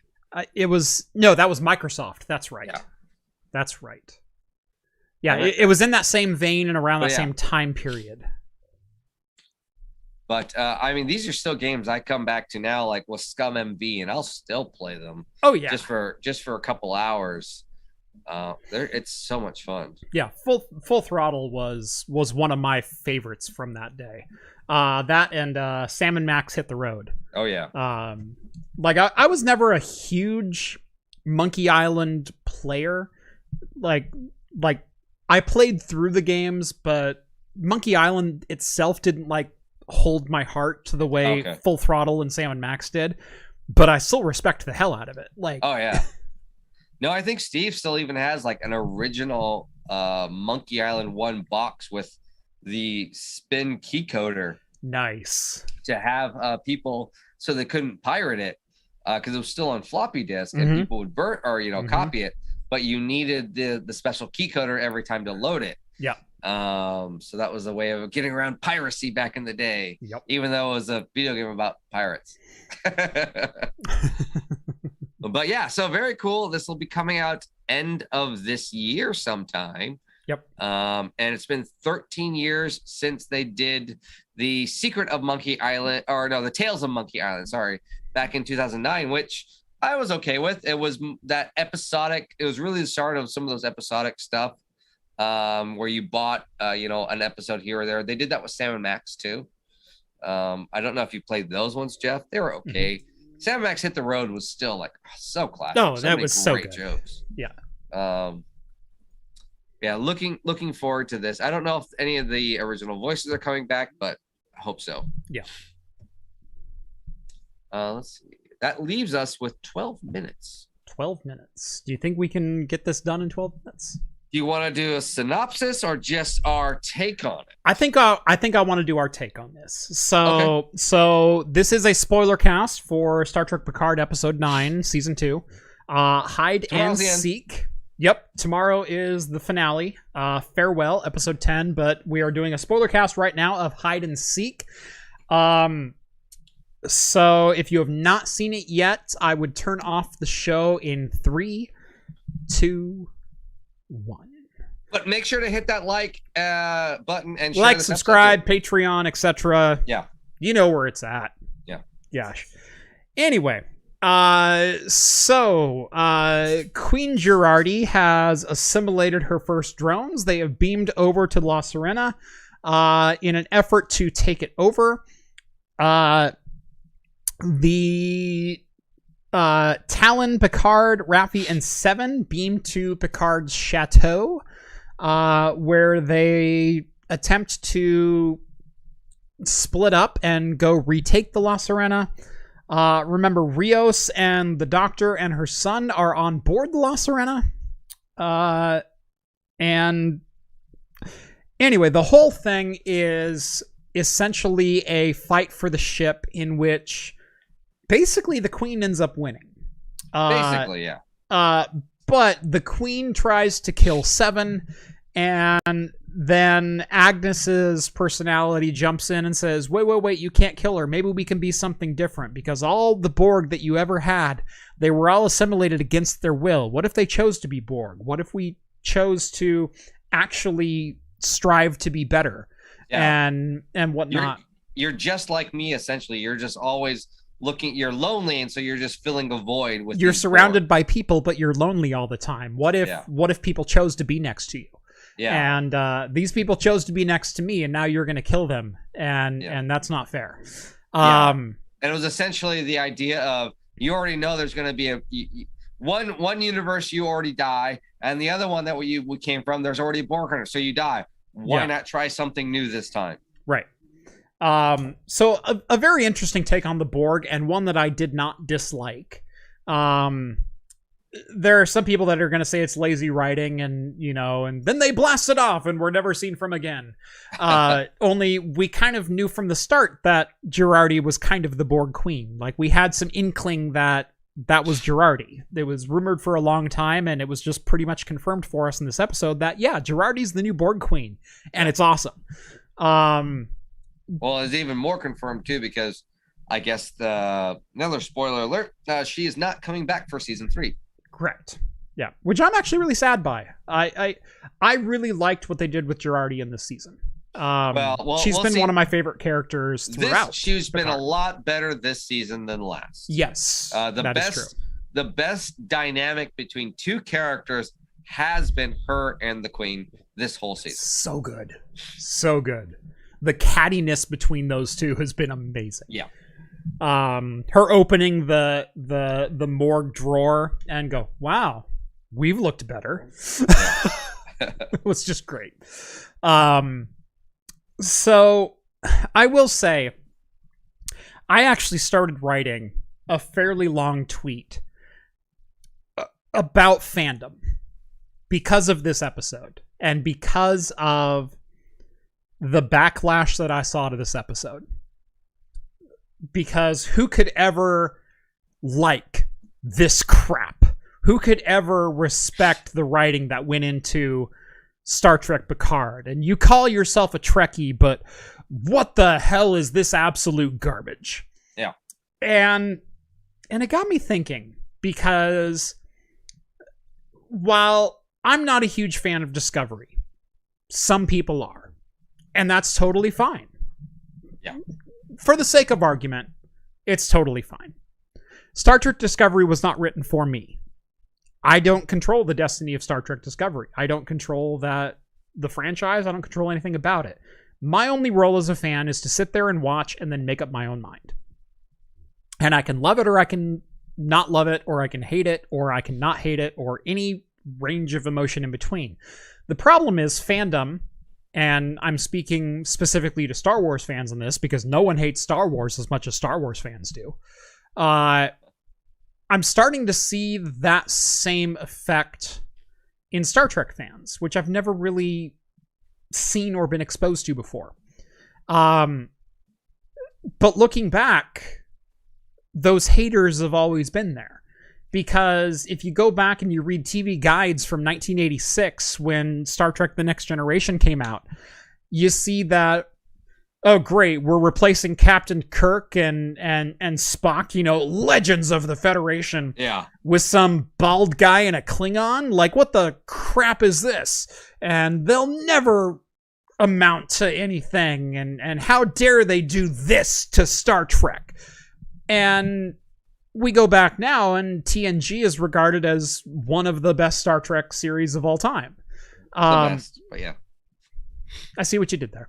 DS9 debuted in 1992, and people went, the goal of Star Trek is to go boldly into the unknown and explore and seek out new worlds and new civilizations. And they're going to do the entire thing from a space station in this like really dark time. Like, what the hell have they done with my Star Trek? Not only that, but he told Jean-Luc Picard, legendary captain of the Starship Enterprise D, to basically go F himself in episode 1. Like, who does Sisko think he is? And DS9 went on to be one of the best franchises in Star Trek history. then Voyager came out, and it's like, oh, so this band of like outcasts is sent to the Delta Quadrant, and this other band of outcasts that are basically like a tugboat was sent out to find them, and they were also cast out to the Delta Quadrant. And now they're going to spend the entire time coming home. Well, I hate the Maquis and everything they represent. And who the hell is this woman captain? And you've got a half Klingon as an engineer, and a Native American for a first officer, and a convict as a helmsman. Like, this isn't what this is about. They have to work with Starfleet together. And blah, blah, blah. And now Voyager is heralded as one of the best Star Trek franchises of all time. And then came Enterprise. And now we all agree. I'm kidding. It's been a long time. Yeah. But even Enterprise now is held up there with the rest of 90s Trek, even though it came out in 2002. Because it's what some people grew up on. Yeah. But all of a sudden, everything new can't be good anymore. Yeah, I get your point. I get your point on that. I guess the only difference, this is the first Trek to reintroduce a famous character and kind of rebrand him. It shows it's not rebrand. It's a big jump in growth. I will counter that with, of course, 90-year-old Jean-Luc Picard is a very different person than 50-year-old Jean-Luc Picard.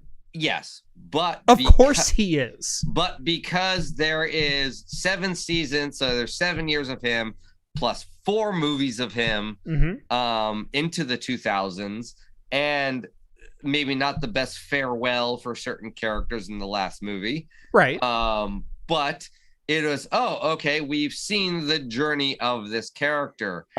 And then there's just this big contrast, and we don't even quite yet, there was really no real explanation of why he changed.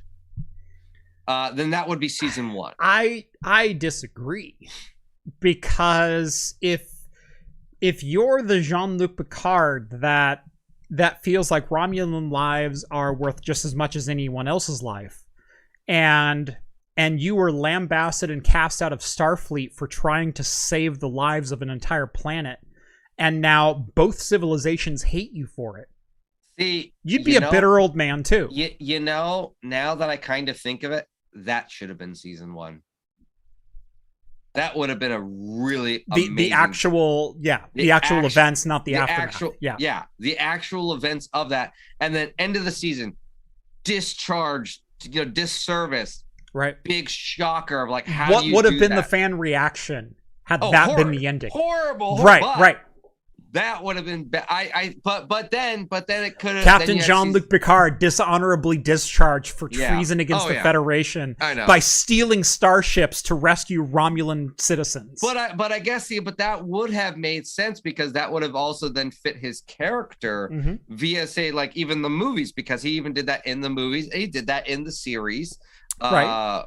So it was like, okay, we see the transition. That there was something to fight back at. Now, I totally agree with you, because I don't think we want to make this a very long. No, we could talk for hours. We both. Yes, we could. I'm just gonna go back to this episode. I totally agree with what you're stating. Of fan service, always sit there and complain about modern Trek, no matter what.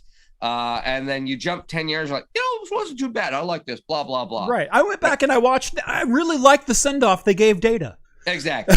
All that stuff.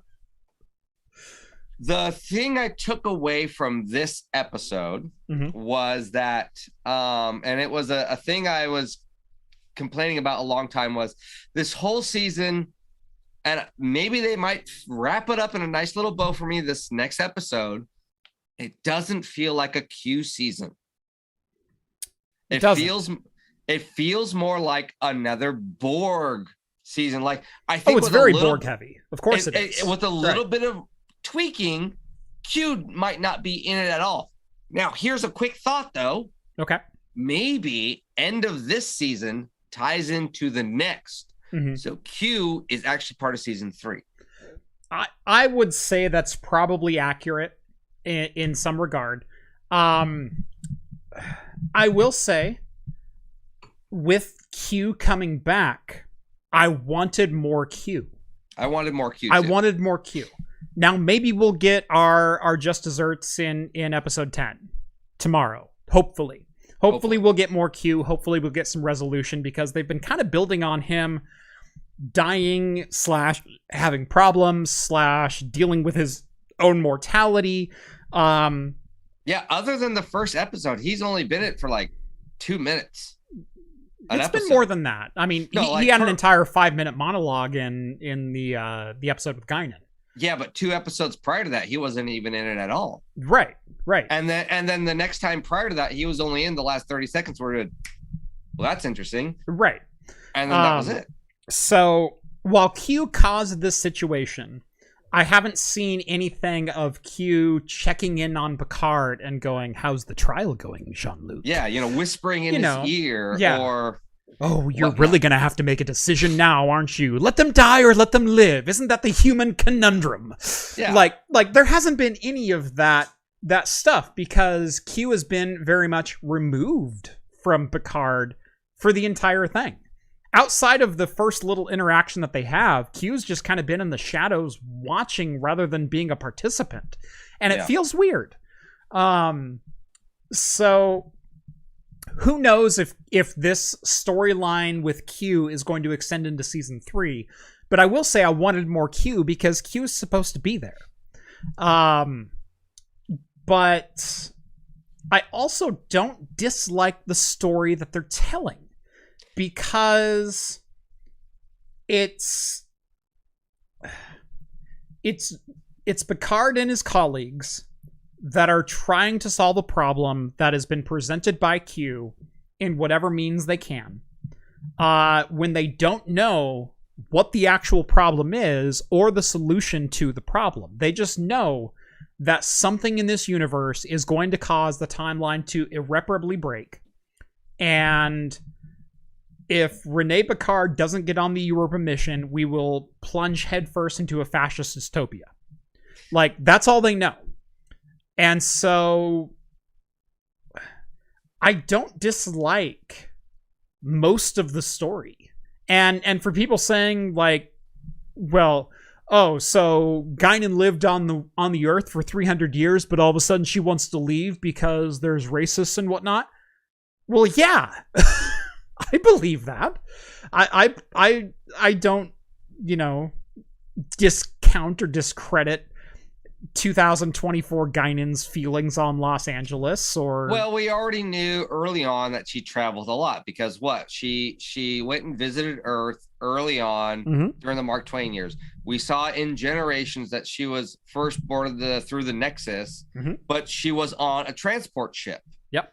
Her species travels and communicates and listens. So, and we are listeners. And Earth was just one of, I believe she states that in the TNG episode back with Mark Twain, like one of many stops along the road. One of many stops, and she's just fascinated with Earth, of like, oh, it's just a very fun place to go to, essentially. And it was more of a rebellious thing, that because her father didn't like her to go there, essentially. Right. So it could just be like, I just wanted to come back here because it was fun. Yeah. So we knew that Guinan travels all over. So yeah, I don't really care about that. Yeah. That's a. I mean, to me, it gets back to just like, the story's okay, but I like the story, but because it's not very Q heavy, again, we don't know yet. They could wrap it up very nicely. Okay, but if they don't, and this is the end of the story, and it literally is like, well, see you later, Picard, I'm going to die now. Right. And we're like, what? This was horrible. This is going to stink. Where they could have easily written it to be more of the Borg are trying to rise up again. Right. There's a bit of a lot of holes in this that I don't really like theoretically, the idea of the Romulans being the Guardians, when in TNG and throughout all of the original series, Romulans were regarded as a vicious Yeah. You know, They were the fascist regime. exactly. So why are they protectors? Right. It's like, okay, you got to give and take. Yeah. I don't like the whole idea of Picard, his flashbacks with his parents, and there's no mention of his brother, essentially. I didn't mind that, because you have to remember, this is Picard in his individual memory, not necessarily what actually happened. And through your mind's eye, it's always different. There's always a different perspective.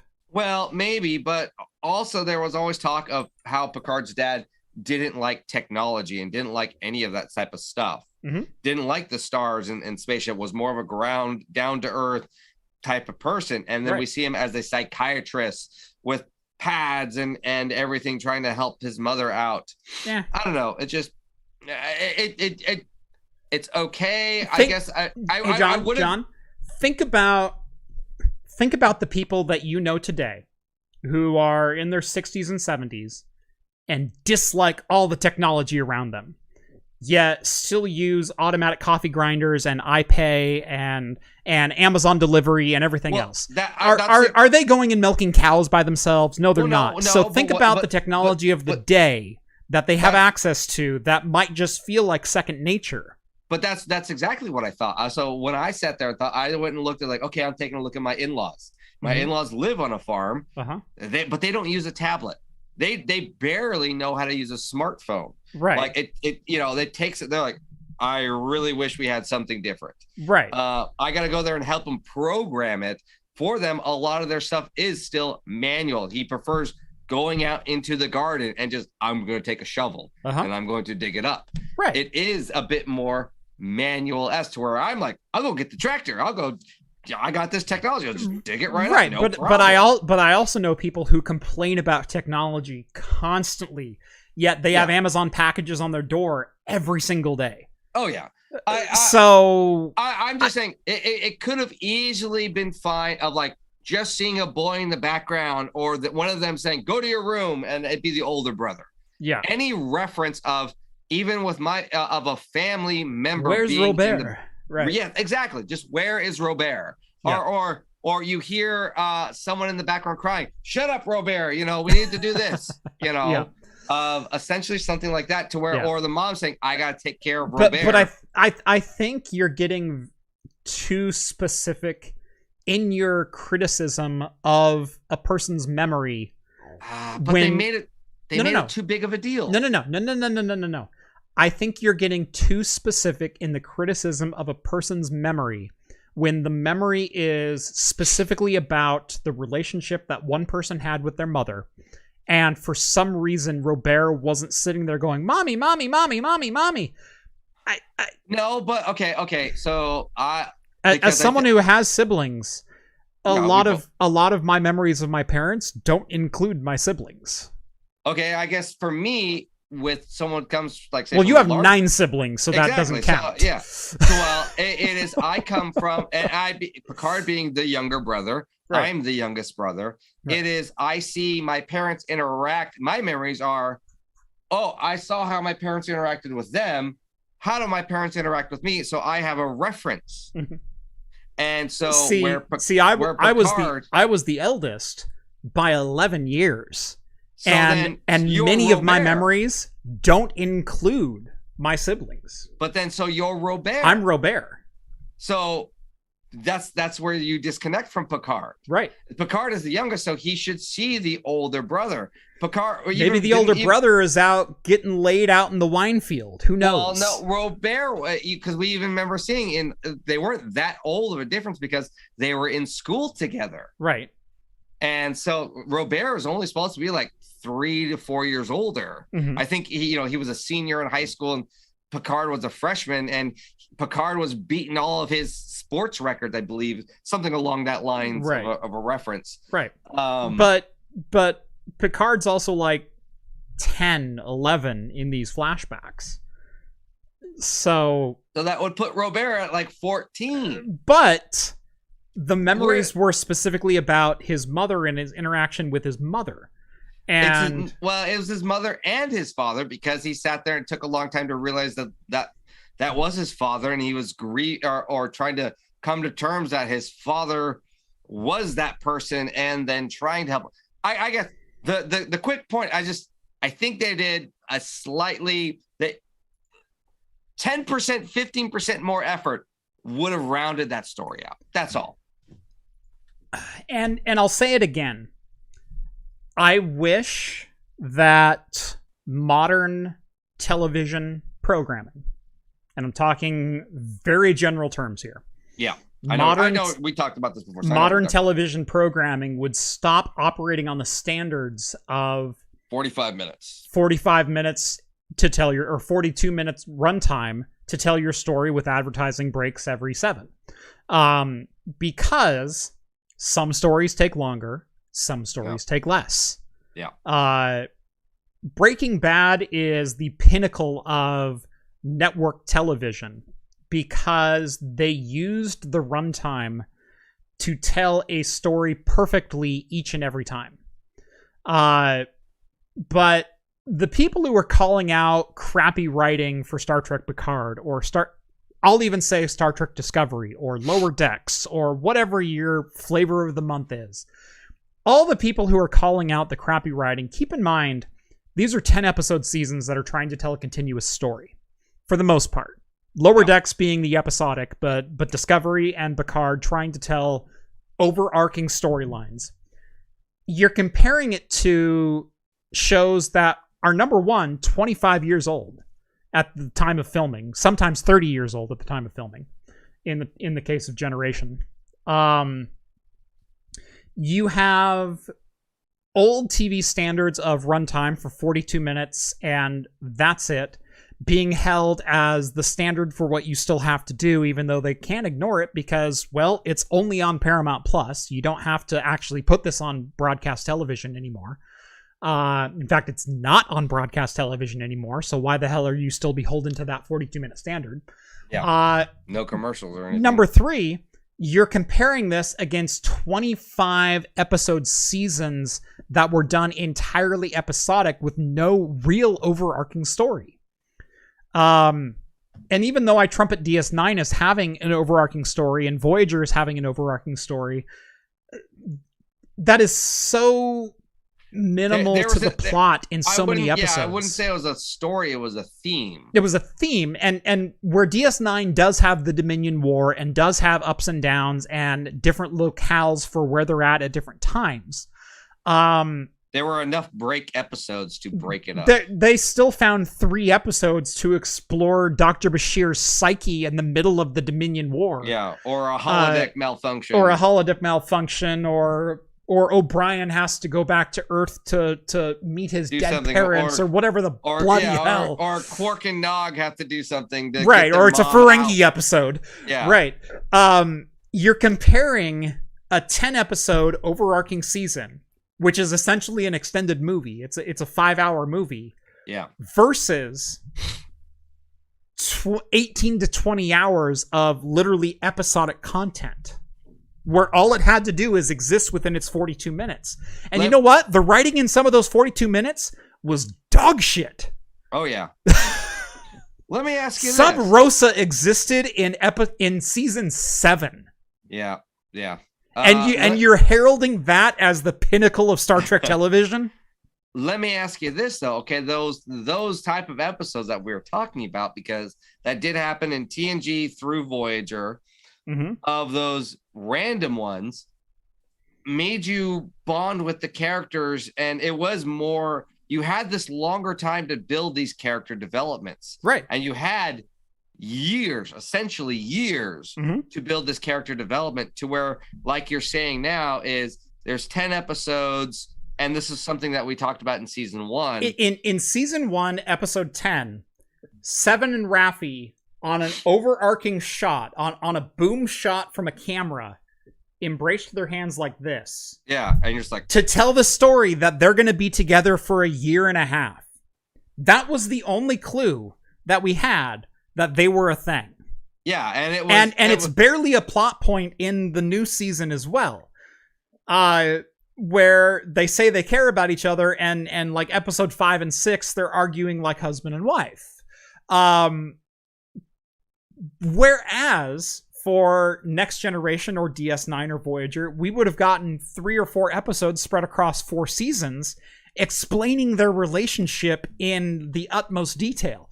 But you say right now that in a 42-minute runtime episode that the writing is crap because, well, I didn't know they loved each other. Well, I guess that's the thing is then people are complaining that they're packing too much in. And when you have 7 of 9 and Picard, these already established characters who are taking a backseat to Girardi and Rios in season 2, by the way. Yeah, well, yeah. And then it's just, who are these characters? Why are they doing this? This doesn't make any sense because these characters have been established. Now, Picard, we had last season and a bit of 7 of 9. Yeah. It just, I don't know. Yeah. It might have made more sense if they stuck to the original type of character. Maybe, don't know. But the characters are all 20 to 30 years older now. Of course, they're not the same people. Yeah, of course, they've had other life experiences. Well, that was that you may not be privy to.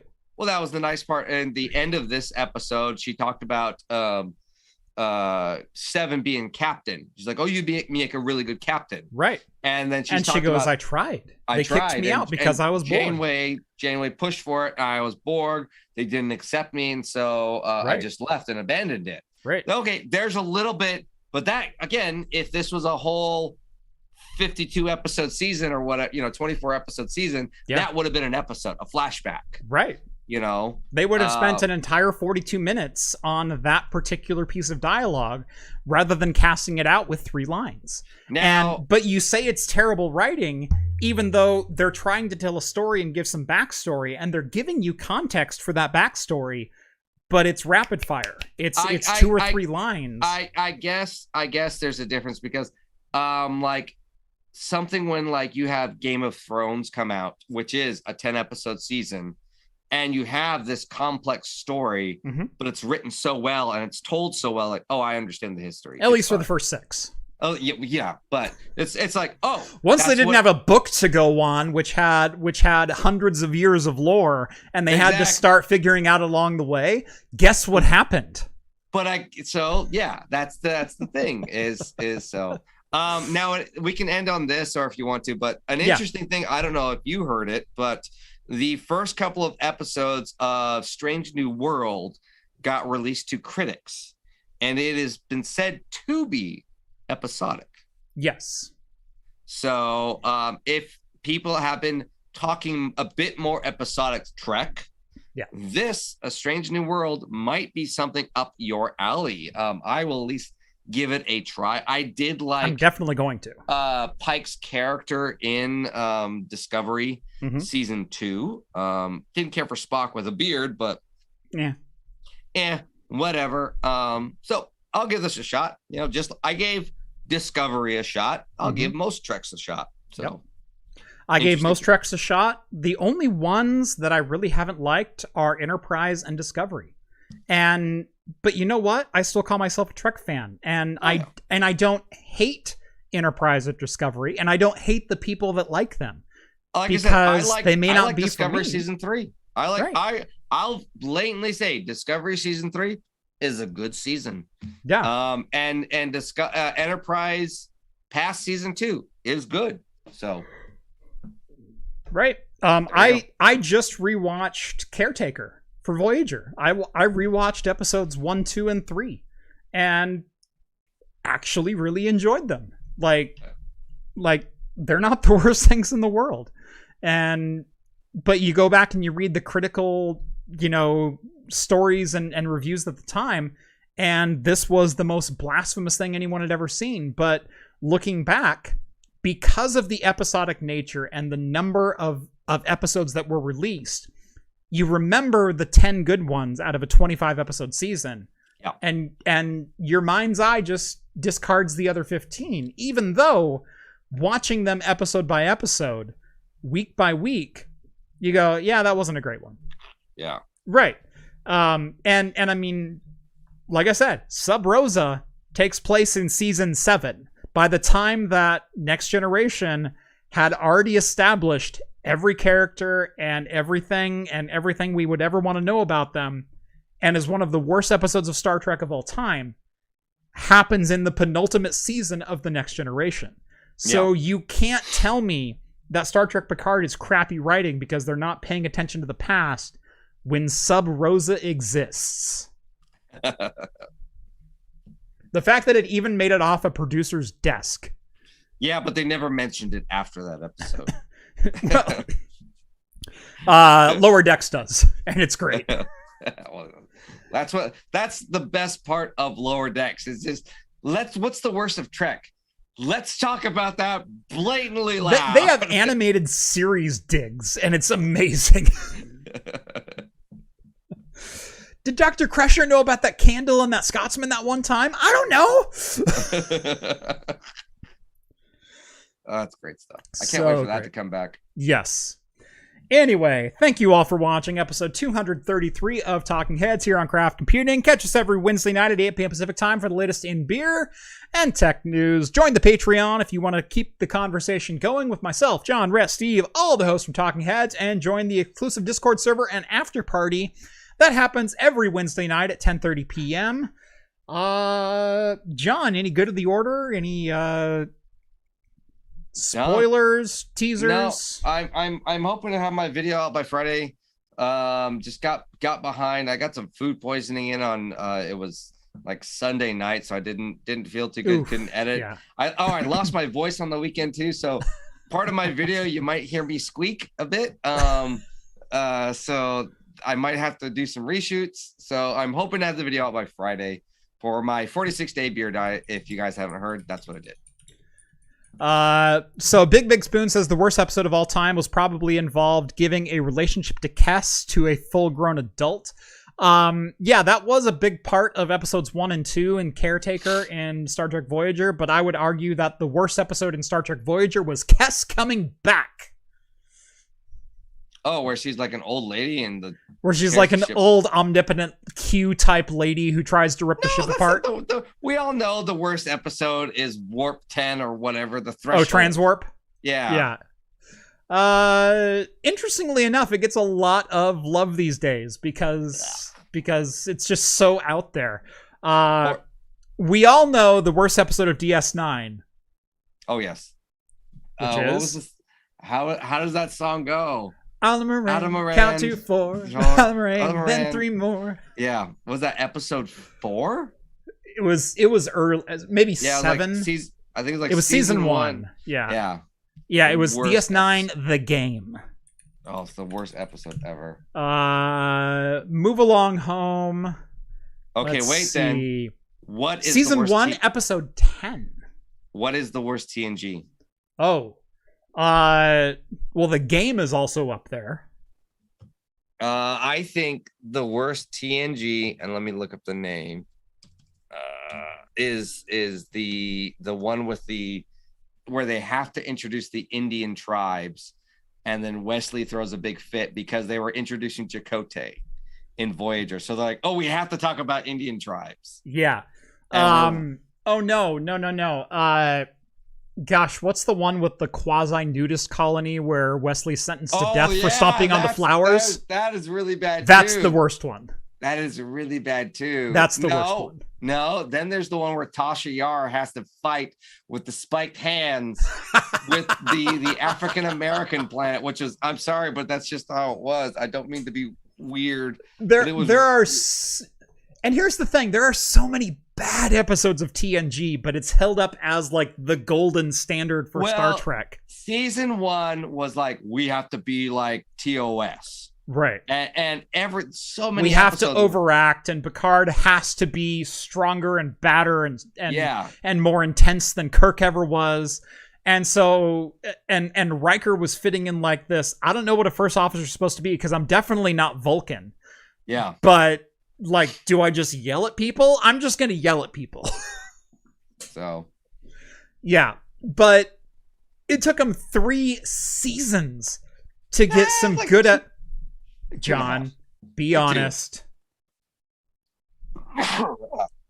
There's nothing about a Dr. Pulaski episode that makes any sense. No, there was a good... The Pulaski episode where Data does that video game one. That was a pretty good one. Oh yeah, okay. There's like 3 decent Dr. Pulaski episodes. What about when was Measure of a Man? When was Data I think is that's to be season 3. decommissioned? Yeah. That's kind of when TNG kind of got its footing. But remember, they were 60 episodes in at that point. And you're trying to tell me that Star Trek Picard on episode 17 can't still have a couple hiccups? No, that is a season 2, episode 9. Okay, that's still 34 episodes in. That is twice as many episodes as we've gotten of Star Trek Picard. And you're telling me that Star Trek Picard can't still be finding its footing? Well, the problem is there's individual stories. And if you're telling me if that Star Picard Trek still can't be finding its footing.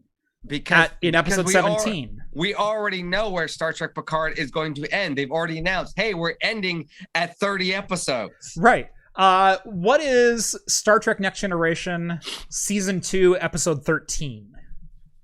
What is that episode? Okay. Let's go. Star Trek episodes.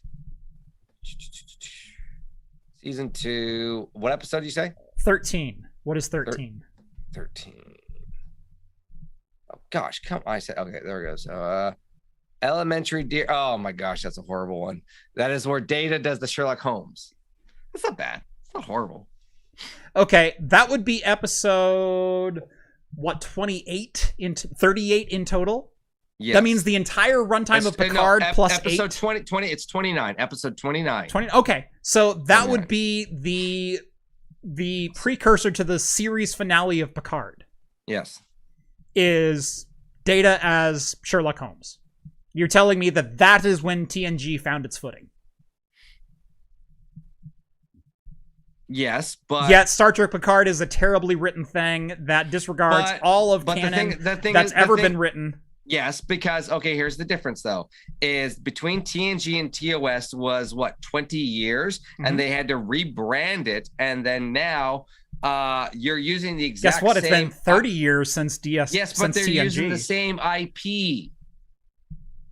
And they're like, hey, let's do this. One character. You have characters. 2. Yep. And then all of season 3 is all the characters. Which they better be good, right? They better be good. Yeah. And then this season, there's 3 IPs, original, 4, because you have Guinan and Q. Yeah. I thought Guinan and Q did phenomenally this season. I want more of it. I want more of it, right. They didn't even give me enough to fill 1 episode. That's the problem. It's good. It's good. I like what's going on. But it's taking 10 episodes to give me what TNG gives me in 1 episode. Heck, even Voyager had better Q episodes. Yeah. Voyager Q had a baby. I love that Q constantly we'll end on this because we have to go. Yeah. I love that Q just constantly tormented Jean-Luc Picard, and he shows up on Voyager one time, and Janeway goes, "I don't have time for this shit, Q. Get off my bridge." It's a lot like Mariner going, "No, we don't have time for your bullshit today, Q. Go away." Oh, Mariner. I just wanted you to understand the cosmos. Yeah. Anyway, thank you for watching. I've already done the outro one, so go watch the previous one. Yep. And $2 from Big Spoon, $1.99. $2 from Big Spoon that will never be used to feed his child.